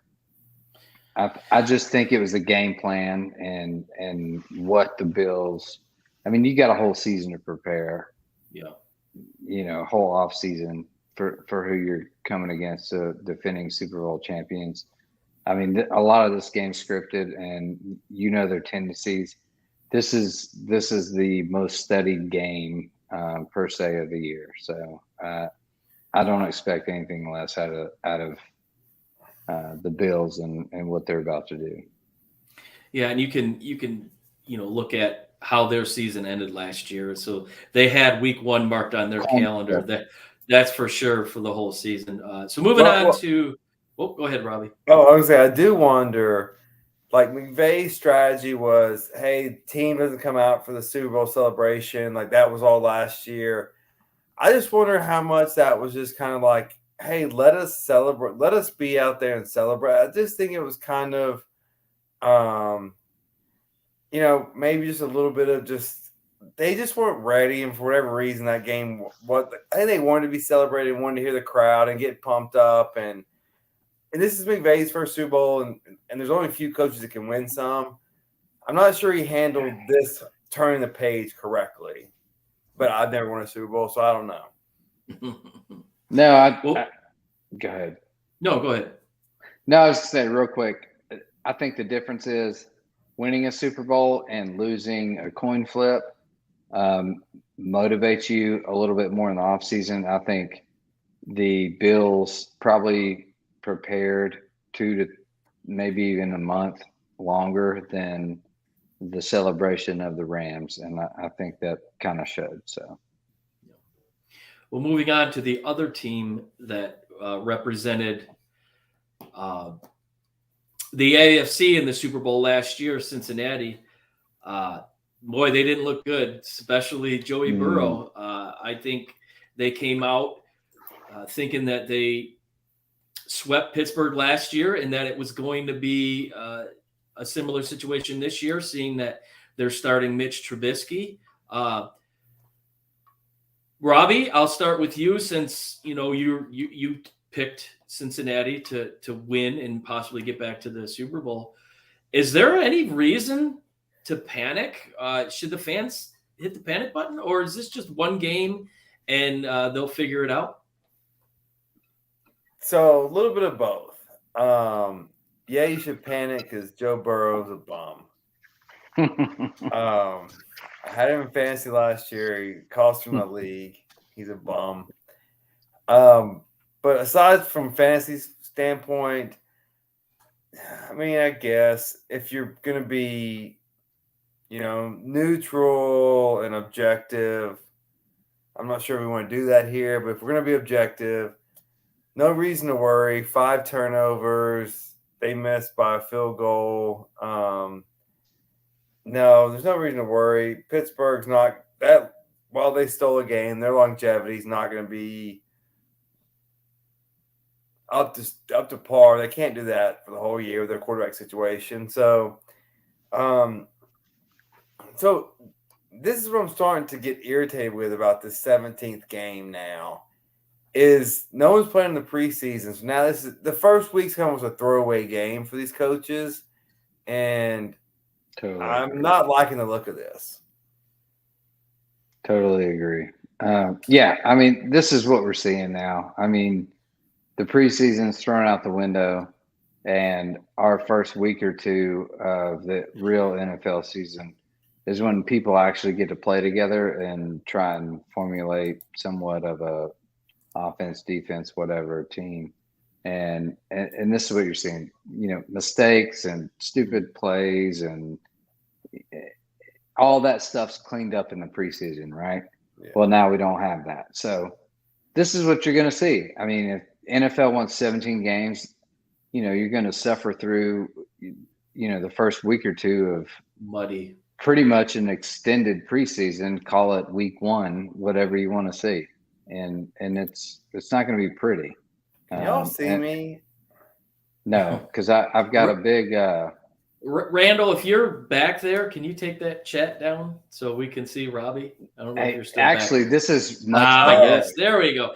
Thank you. I was going to say Thank it was much better to cover Robbie. All right, go ahead. I was quite enjoying that, but no. Well, moving on. It's just, go ahead. Yeah, go ahead. No. You're good. You're good. I've said what I need to say.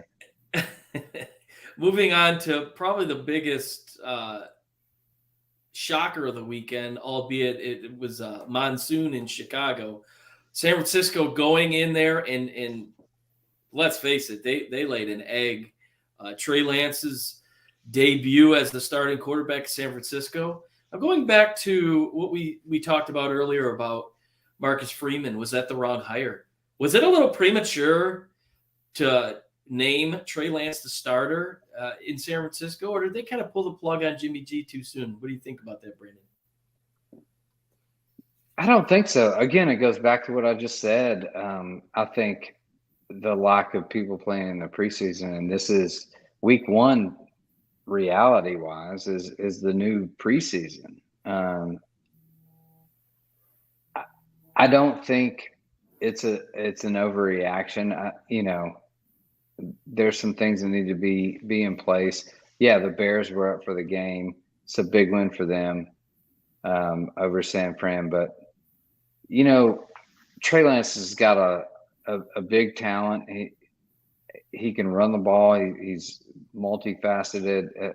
I like this guy as their long-term guy. Jimmy G, he's just slightly better than average to me. I don't know. I don't see much of a difference if this happened, a little later down the season. Well, they brought Jimmy G back for a reason, in my estimation. Would definitely, for both sides, thought it was a little suspicious. With that being said, do you think that plays with the head of a young quarterback, knowing that the guy that he replaced is just nipping at his heels? And do you see any time within the next possible 4 to 6 weeks, if Trey Lance just doesn't pan out, that they bring in Garoppolo to off the bench, Robbie? Yeah. Well, I mean, I don't know if y'all watched Manning Cast or regular ESPN Monday night. Man, on Manning Cast, Peyton Manning was over and over and over again like, this is why you played in the preseason. This is why you played in the preseason. Like, he's like, these are the mistakes you're making because you don't play. Mm-hmm. And Manning's a football player. He wanted to play every snap. He'd play the whole preseason if he could. Yeah.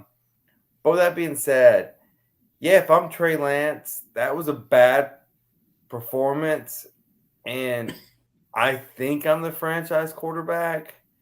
But we all know the NFL stands for not for long. And look, they gave away a bunch of picks for him, but they can get a bunch of picks back for Jimmy G. And if they want to go from Trey Lance, like, those picks are fluctuating. But I said it draft night, and I said it. I'll still say it. If you're not accurate in college, you can't play in the NFL. And I thought Trey Lance and Zach Wilson are both fall in that categories. They're both still sitting on the bench or about to be benched. I just don't like that look for a top 5 quarterback pick. Here's the thing, though, is if you publicly name Trey Lance the starter, which they did, and then you let him play 2 or 3 games, and then you retract that and you put Jimmy G in, Trey Lance is done. Like, absolutely done. There's no chance he makes it in San Francisco. Yeah, maybe he gets traded and works his way back up, whatever, in another team. But for San Francisco, absolutely done. So you made your call already. Like, you got to write him out. Yeah. Barring injury, that's the only reason Jimmy G comes in. Well, but all right. But think about that, though. You played football. The players know who the best player is to play. And if you are not playing the best player and you're not giving them the best chance to win, that team quits on you. So Not necessarily, because Oh. there's a team camaraderie in the locker room that gets together, and that's but you don't different. trust your coach. You don't trust your coach. If It you're not- doesn't matter. Even if you don't trust your coach, there's been several times I didn't trust my coach. Obviously, not at any level of this nature where you're actually getting paid.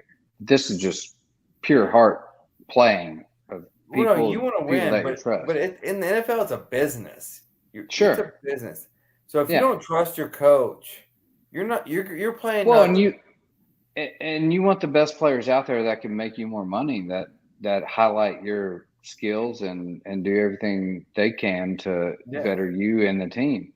But man, they're in trouble in San Francisco. It's a slippery they slope. are. Yeah. So we'll rapid fire through these real quick. Man, did Aaron Rodgers look bad?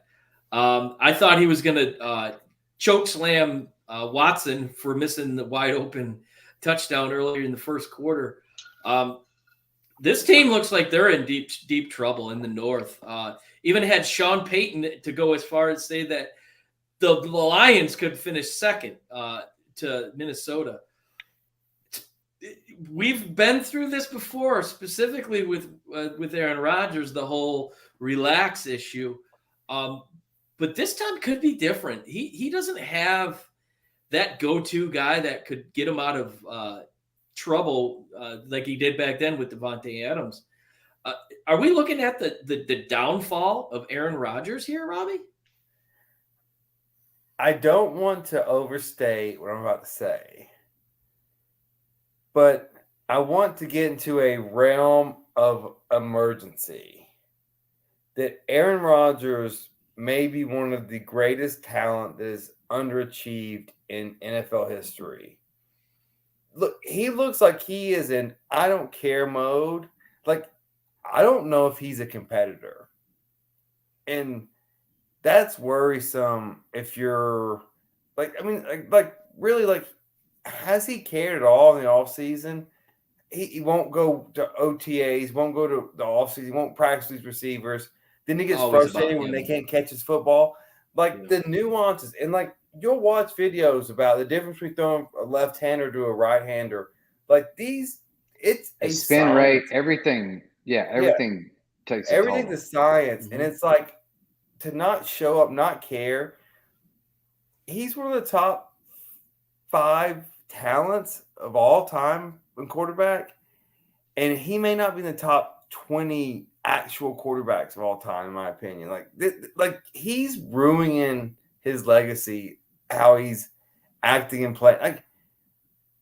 He had when's last we won a playoff game? 5 years ago. It's been a long time. This is a guy who's teetering on a ruining his legacy, in my opinion.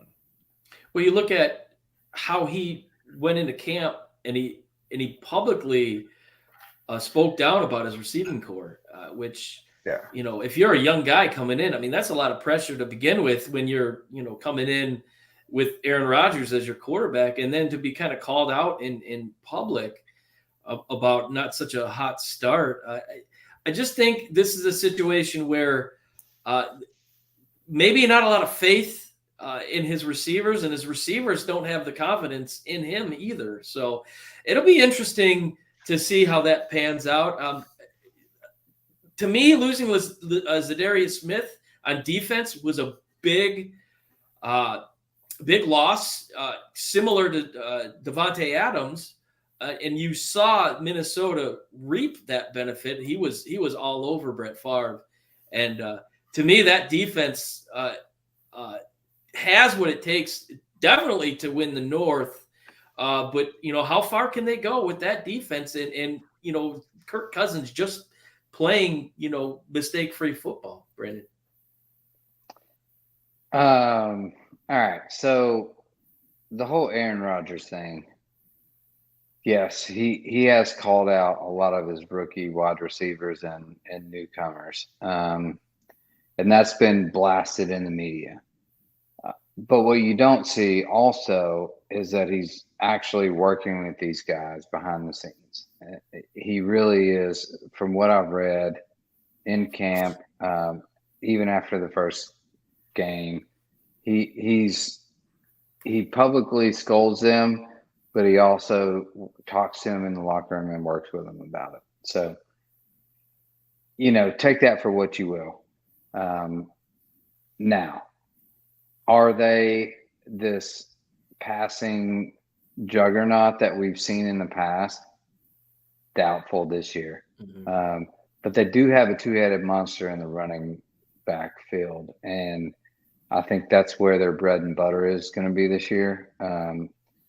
Despite if Aaron can check his ego and actually hand the ball off a little bit more, he's already made $245 million.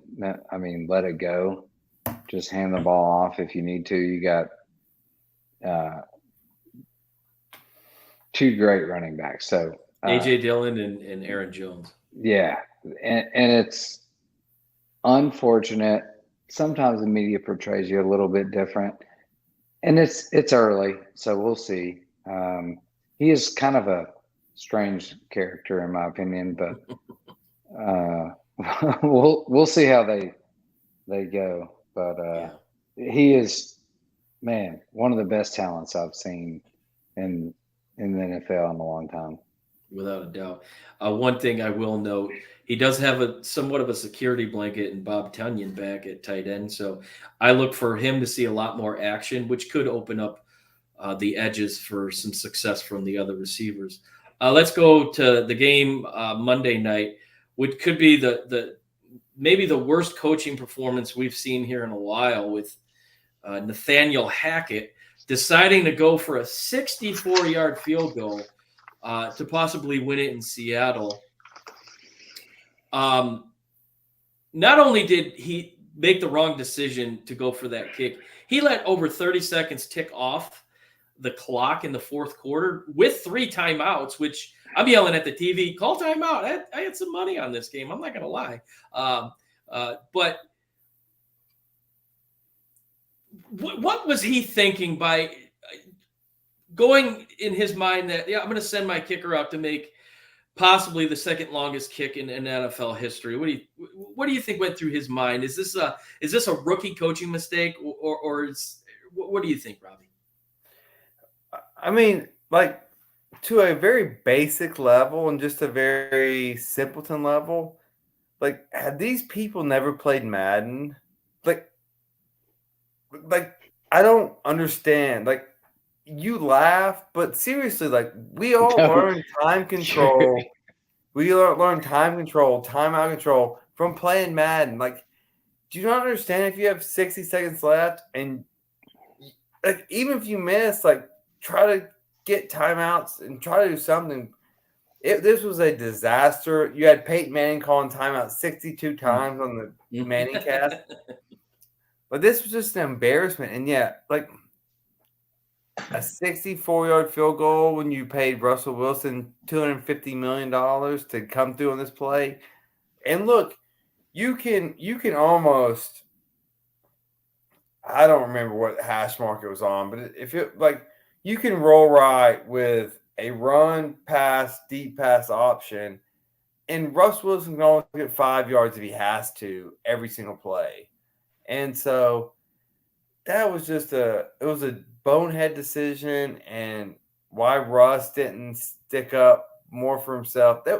Look, this is an odd situation, I think, too. That doesn't feel right. It's the first date, but it feels awkward. It was a pressure cooker. There's no question about it. It seemed like every time Denver got down to punch the ball in, they made a mistake. Russell definitely was not, the Russell Wilson we've all used to playing. I think the one thing he didn't do, which he was always successful at, was running the ball. Now, I felt like he was trying to force things. Brandon, did you see him recovering from this, or is Denver going to look back and really question why they gave him such a, in my estimation, a ridiculous contract extension? I think he'll recover. I mean, this is, it's quite an extensive contract, but he's a borderline Hall of Famer right now, and it's crazy. I mean, he's been to 2 Super Bowls, won one, but granted, his team around him has helped out a lot in that. But I think that was just a big coaching mistake on that part in this whole game. I think he was timid. This was Seattle's Super Bowl. They're not a good team. Yeah. This is probably the best game they're going to play all year. They were geared up for this game. Everyone knew it. 12th man was all in fashion. It was epic, and this is what they're going to remember from this season, because they're not a good team. This was their best win of the season. This was their Super Bowl, and for sure, good for them. Good for them. But yeah, it was a poor coaching decision. You pay $250 million for a quarterback. It's 4th and 5 yards. Yeah. There is if there's not, you're stupid, but there is a plethora of plays that you can run to get 5 yards with Russell Wilson. So it was, and I was surprised to see McManus could actually kick. He could have made it. Like, it was on track. It just started. It had the distance left. Yeah, it had the distance. That was incredible to me. What a leg by McManus also. But stupid decision. Crazy. It's just somewhat karma kind of coming back into Seattle for Russell, unfortunately. I will say I was a bit disappointed with the Seattle faithful for booing Russell Wilson. Yeah, that's just I feel like he didn't deserve that for everything he accomplished there. And the fact is, he was traded. He didn't. Well, they tried to trade him 2 other times before this one. Yeah, he was never going to be there beyond last year. So I disappointed. I thought it was going to be a lot better, but it is what it is. I guess when you look at, he's not there anymore. But for what he did for that city, for that football team, exactly, I think he deserved. Should have been a standing ovation. Oh, I agree, absolutely. So we're going to move on to this week's picks. Starting with the Thursday night game, which, I mean, to follow up last week's Thursday night game, you got the Chargers going to Kansas City. Kansas City's giving 4.5 and over under of 53.5. Now, Harrison Butker, the kicker for Kansas City, he's out, and so is Keenan Allen for the Chargers. How much of that can affect this game? We'll see. Brandon, who do you got in this one? Oh man, this is a tough one for me. I like the Chargers, I think, and I like Mike Williams, and I like Tennessee dude Josh Palmer. I think he's going to really step up, and it's in Arrowhead. That's tough. Still like the Chargers. I take the points. I think Chiefs win the game, but okay. I think I'd take the points on the Chargers. No, you took Seattle this past week with the points, so that would not be an odd pick, that's for sure. Robbie, I'll go to you since you're the neutral Lions guy. You don't eat the cornbread or drink the Honolulu blue and silver Kool-Aid. Washington, Detroit. It's the first game in 24 games that the Lions are actually favored, albeit it's only 1.5. It's actually come down. What is your take? I'll give you that in just 1 second. I just want to say, so Sunday, I'm sitting here. I click on the race. You guys know how big of NASCAR fans I am. I click on the race for 2 laps, the whole race. Like every year, I'm like, oh, the NFL's so great, and I talk about it, blah, blah, blah. Then it actually hits, and it's better than you ever expect. It's always better than it was the year before. And So I was hooked last week, but only watched 2 laps of the race. But on the Commanders, well, I automatically hate them again. Their name. You just hate their name. Yeah, I do hate their name. I hate them. So first time Lions been favored since November of 2020. I'll take Washington. On the road.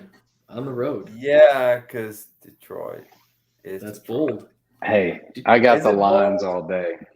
I like the fire that they showed. They made a lot of mistakes in the second quarter last week against Philly. But if there's one thing this team doesn't lack in its heart and fire, and I think that's a show of their coach that they really fight hard for him, and they came up just short. So interesting. And if you want pick. to look for a Swiss Army knife, DeAndre Swift, fantastic, dude. He had like 175 total yards last week and a touchdown. I mean, just unbelievable. When they needed a play, he complete got them juggernaut in offense. Yep. Yeah. Well, Brandon scored 74 points on his fantasy team, so don't let him give you advice about fantasy. Hey, and DeAndre Swift had 28 of those 74 points. If you just had 6 of him, you may have won. That's almost a third. It's almost a third. It's week one, Yeah, it's true. Tortoise wins race. This is our preseason. We're just trying to figure out how people exactly. I'm trying to figure out what's going on. Brandon, Tampa Bay looked really good. Let's face it. I know you've picked them to go pretty far, if not to the Super Bowl. Brady, 11-day hiatus from the team. Giselle, did she move out? Did they go on vacation? Did he get some work done on his face? We don't know. But one thing we do know is it didn't affect the way he played the game. He was in complete control the whole game. They played the Saints today or this week, I should say, who barely squeaked by. Okay, what do we got going on here? Randall? Not sure what's happening here. But they play the Saints, who barely squeaked by Randall's Falcons. They're giving. The Falcons only had like a 60-point lead in the fourth quarter. But right. Tampa's only giving 2.5, and the over/under is 44.5. Do you think that number is a little bit low, Brendan? Absolutely. Trust in the GOAT. This is going to be at least a 10-point game, in my opinion. Like I said, like we talked about, it's kind of preseason. They're figuring everything out. Tom Brady, he even criticized himself. He threw a bad interception, blah, blah, blah. But he managed the game well. Ran the ball when he needed to, hit his receivers, kicked field goals, whatever. I mean, this dude's a GOAT. He is not here when he's 44 years old without a mission, 45. And he's trying to win another Super Bowl. So just strap on your boots and watch this dude. He is the GOAT. All right, Robbie, here's two teams that what are they going to do? Are they going to be able to repeat what they used to do in years past? I'm talking about the Patriots and Pittsburgh. Pittsburgh coming off a big win.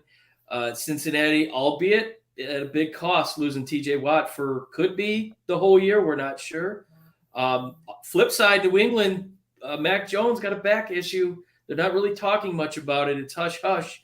He didn't look good last week in Miami. So the Steelers are giving 2.5, over under 40.5. I think that over under says Vegas doesn't think they're going to score a lot of points in this game. Who do you like in this one?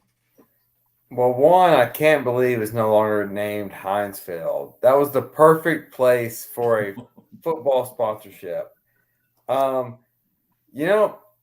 I still think New England's getting credit for their name. Like I thought week one, like they're not very good, and the coaching staff still is shaken up. I like Tomlin at home getting points. They weren't great against Cincinnati, but give me the points. But yeah, I do like the under. The under is low compared to every other game for a reason. They want you to bet over. No, I think it's going to be a 17-10, 17-14 game. Yeah. I like the under. Okay. Brandon, Tua, didn't impress me. Tyreek Hill probably had a decent game. I think he can be better. Going into Baltimore to face Lamar Jackson, who is looking for a massive contract, one of a guaranteed deal, which I don't think he's going to get. Baltimore giving 3.5, over under right now at 44.5. I see big numbers from this game. This could be a season where Lamar's really trying to prove his worth, taking some risks that he wouldn't normally take. And Tua's got a lot to prove. He's got the weapons. Will he do it? It remains to be seen. What do you think about this game? 2.5 Baltimore. I'll take that all day. It's possible that J.K. Dobbins is back this week. Yeah, he was full participant in practice today. which is huge. I mean, if you remember him in his rookie season, he was just incredible. And then second year, a little hurt, injured, took out whatever. This dude's a beast. Not just saying that because he's from Ohio State and I'm biased, but kind of I am a little bit. But he is a beast. Watch out for this dude this year. If he's fully healthy and stays healthy, the tandem between him and Lamar running, it's going to be vicious. So I'd like Baltimore here for sure. Yep. Robbie, Arizona going into Sin City after absolutely getting curb stomped by Kansas City. I think we can all say, what was Arizona thinking by giving them that extension? I don't think they were. And then you got the Raiders who, played well against the Chargers. And I think that's what you're going to see up and down that division. So Arizona going in, Vegas giving them 4.5, over under 51.5. Obviously, there's going to be a lot of points being scored. My estimation, I think this is Raiders mopping the floor with Cardinal blood all day long. What do you think? I totally agree. This is a losing college coach that came to a NFL job, and he's losing the NFL. It's a Robert, like they got off shotgun the first few years, then collapsed. Now they're collapsed from the start. This is the end of the Cliff Kingsbury era. Like, I just don't buy any of this stuff. I hate to be anti-Moneyball kind of situation, but this just is what the NFL does. Like, God, you don't throw people open in the NFL. You don't get open in the NFL. You have to throw people open. And so that's not what Kyler Murray does because he can't get out. Like, it's a running quarterback. No, I have a bad taste in Carter. I think this is the demise of this whole system. And yeah, it sucks for them. They just paid him a whole boatload of money. And he's talented. He's dynamic. But yeah, you're not going to win with him. Should have stayed in baseball. And hey, tell me you haven't heard this before. J.J. Watt's hurt and not playing. So yeah. Hey, what I say in our group thread, the Watts are just prone for injury. Prone to injury. They're unbelievable athletes, and for 2 or 3 games a year, they're fantastic. And remind me myself. It's unfortunate because their pedigree is pretty stout. So absolutely. Brandon, team we just talked about a few minutes ago, Seattle, won their Super Bowl, rightfully so. Good for them. They go into San Francisco, and they're playing a team that has a lot to prove. I think if there's a team in the NFL right now that has to make up for just a horrible performance, it's the San Francisco 49ers. 8.5. San Francisco is laying 8.5. 41.5. over under. What are your thoughts on this one? Oh man, this 41 over under. I almost like the under here. I think this is kind of a ploy on Vegas to make you pick over. Get people that number's going to come down. This is going to be a pillow fight. I mean, these two teams right now are in shambles. Like I said, they're coming off a high in Seattle. This is their Super Bowl.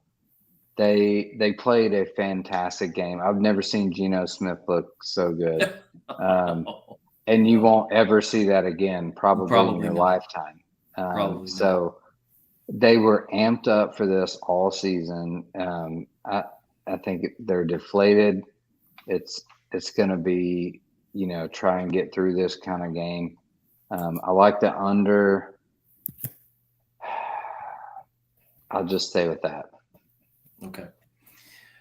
Robbie, Vikings look good against Green Bay. Or did Green Bay just look bad? That, we'll see about that. They go into Philly facing a team in the first half last week that looked like they could beat anybody in the NFL. Jalen Hurts almost single-handedly ran over the Lions defense. When they needed a play, he just took off running, and that's his game. Coming home after a big win on the road, they're giving to with an over-under of 50.5. Can Jalen Hurts do to the Minnesota Viking defense what he did to my Lions last week? Yes. The short answer is yes. Look, the Eagles are equipped with weapons on weapons on weapons. And Kirk Cousins is also equipped with weapons. I like the over. Philly -2. It's at home. It's going to be Monday night. It's going to be rowdy. I think they may win, but I'd stay away from the points. I like the over in this game. I think both teams score at will, really. Look, you have Jalen, you have Miles Sanders, Miles Sanders, you have A.J. Brown, you have the other Alabama running back or receiver. Vikings have weapons. There's a lot of talent. Devontae Smith, yeah. Yeah. Yeah, so I like a lot of points scored here. Yeah. Similar to the Vikings-Eagles game last week. I think Vegas agrees with you on that one. And we'll close it up right here with this game, the big game of Monday night. Obviously, Buffalo did what they did. They look like the best team in the NFL. Going up against your boys, the Tennessee Titans, who we won't even talk about what happened with them. Saquon Barkley, got me a lot of points fantasy. But anyways, moving on to week 2. The Bills are giving 9.5 points with an over-under of 48.5. Brandon, is that number ridiculous, or is it pretty much on par with what we think might happen Monday night? This is a free money play. And this is typically what the Titans do. So we go and lose to bad teams at home or away or whatever you have. We will win this game, just like we did last year. He's a gentleman. Reckless speculation at its finest. So last year, we lost to the Jets at home, 24-27. Terrible team. I don't even know if they had 1 or 2 wins at that point. Then the next week, we play the Bills at home, 34-31 win.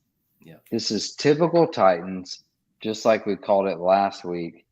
This is a game we lose to the Giants team, who is supposed to be no good. We go in, we lose.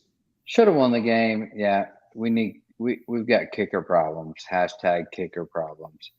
Who doesn't? That's been a big thing for us for sure. This is a game I see us winning. I see us bouncing back. Now, don't get me wrong. Josh Allen is a dog, and the Bills are the juggernaut. But this is a game maybe they slightly overlook, and that Vrabel over prepares for it, and we can pull this one out. So I would take the points on this one. We're -10 or 9.5. 9.5 right now, yeah. Yeah, so take our points all day long. We're not losing by that much. I think we win. So Before we wrap it up, Robbie, you're a Titan fan, obviously. What do you think? I agree. Take the points. Tennessee will not lose by more than a touchdown. As much as teams don't they say that they don't look ahead, the Titans were looking ahead at this game. They had Giants at home, thought they were going to win. They have been putting in plays for this game to put a statement in. At Buffalo, we want home field advantage. Was it a mistake? Yes, because every win's a win, every loss is a loss. So Vrabel has these guys motivated. They're going to make little mistakes. Buffalo's probably coming off a little of a high horse after whipping the Rams' butts. So I expect a close game. I would not take Titans money line, but it'll be close. I like the Titans over under 48. The over. I think some points are gonna be scored. yeah, I agree. They're going to want some redemption. It is a hostile environment, coming off a big win Monday night, so it could be tough. But I kind of agree with you guys. Vrabel is just a coach, and he knows what dials to turn, what buttons to push when he needs to get the most out of his players. So I definitely see a closer game than what Vegas predicts in that. Well, with that being said, like last week, all our predictions, throw them out the window. We're probably all wrong, which is okay, which is the name of the show, Reckless Speculation. That's fine. We can be wrong. We have a good time. We throw money at it. And I want to take this opportunity to thank Randall for giving me the opportunity to lead you guys. This is a great experience. I love being a part of this show, and I look forward to doing this week in and week out and things beyond. So thank you guys. And any of those charities, I will match up to $500. If y'all just send me the receipts, I'll match whatever people donate to. Awesome. Yeah, check out that link on the River City Media page or Randall's page, and we'll be posting it to all our socials. So look out for that. It's definitely a good cause. So with that being said, look forward to next week, a week full of football action on both college and NFL, and we'll see you guys next time. and please like and subscribe if you haven't already. We appreciate it. Yes. Let's go. Yes. What he said. Absolutely. And then it's next week. It's Tennessee Florida week, so Randall and I will be on high paranoid alert next week. Looking forward to Let's that. do it. It's gonna be fun, right. boys. Yes, sir. Good shows.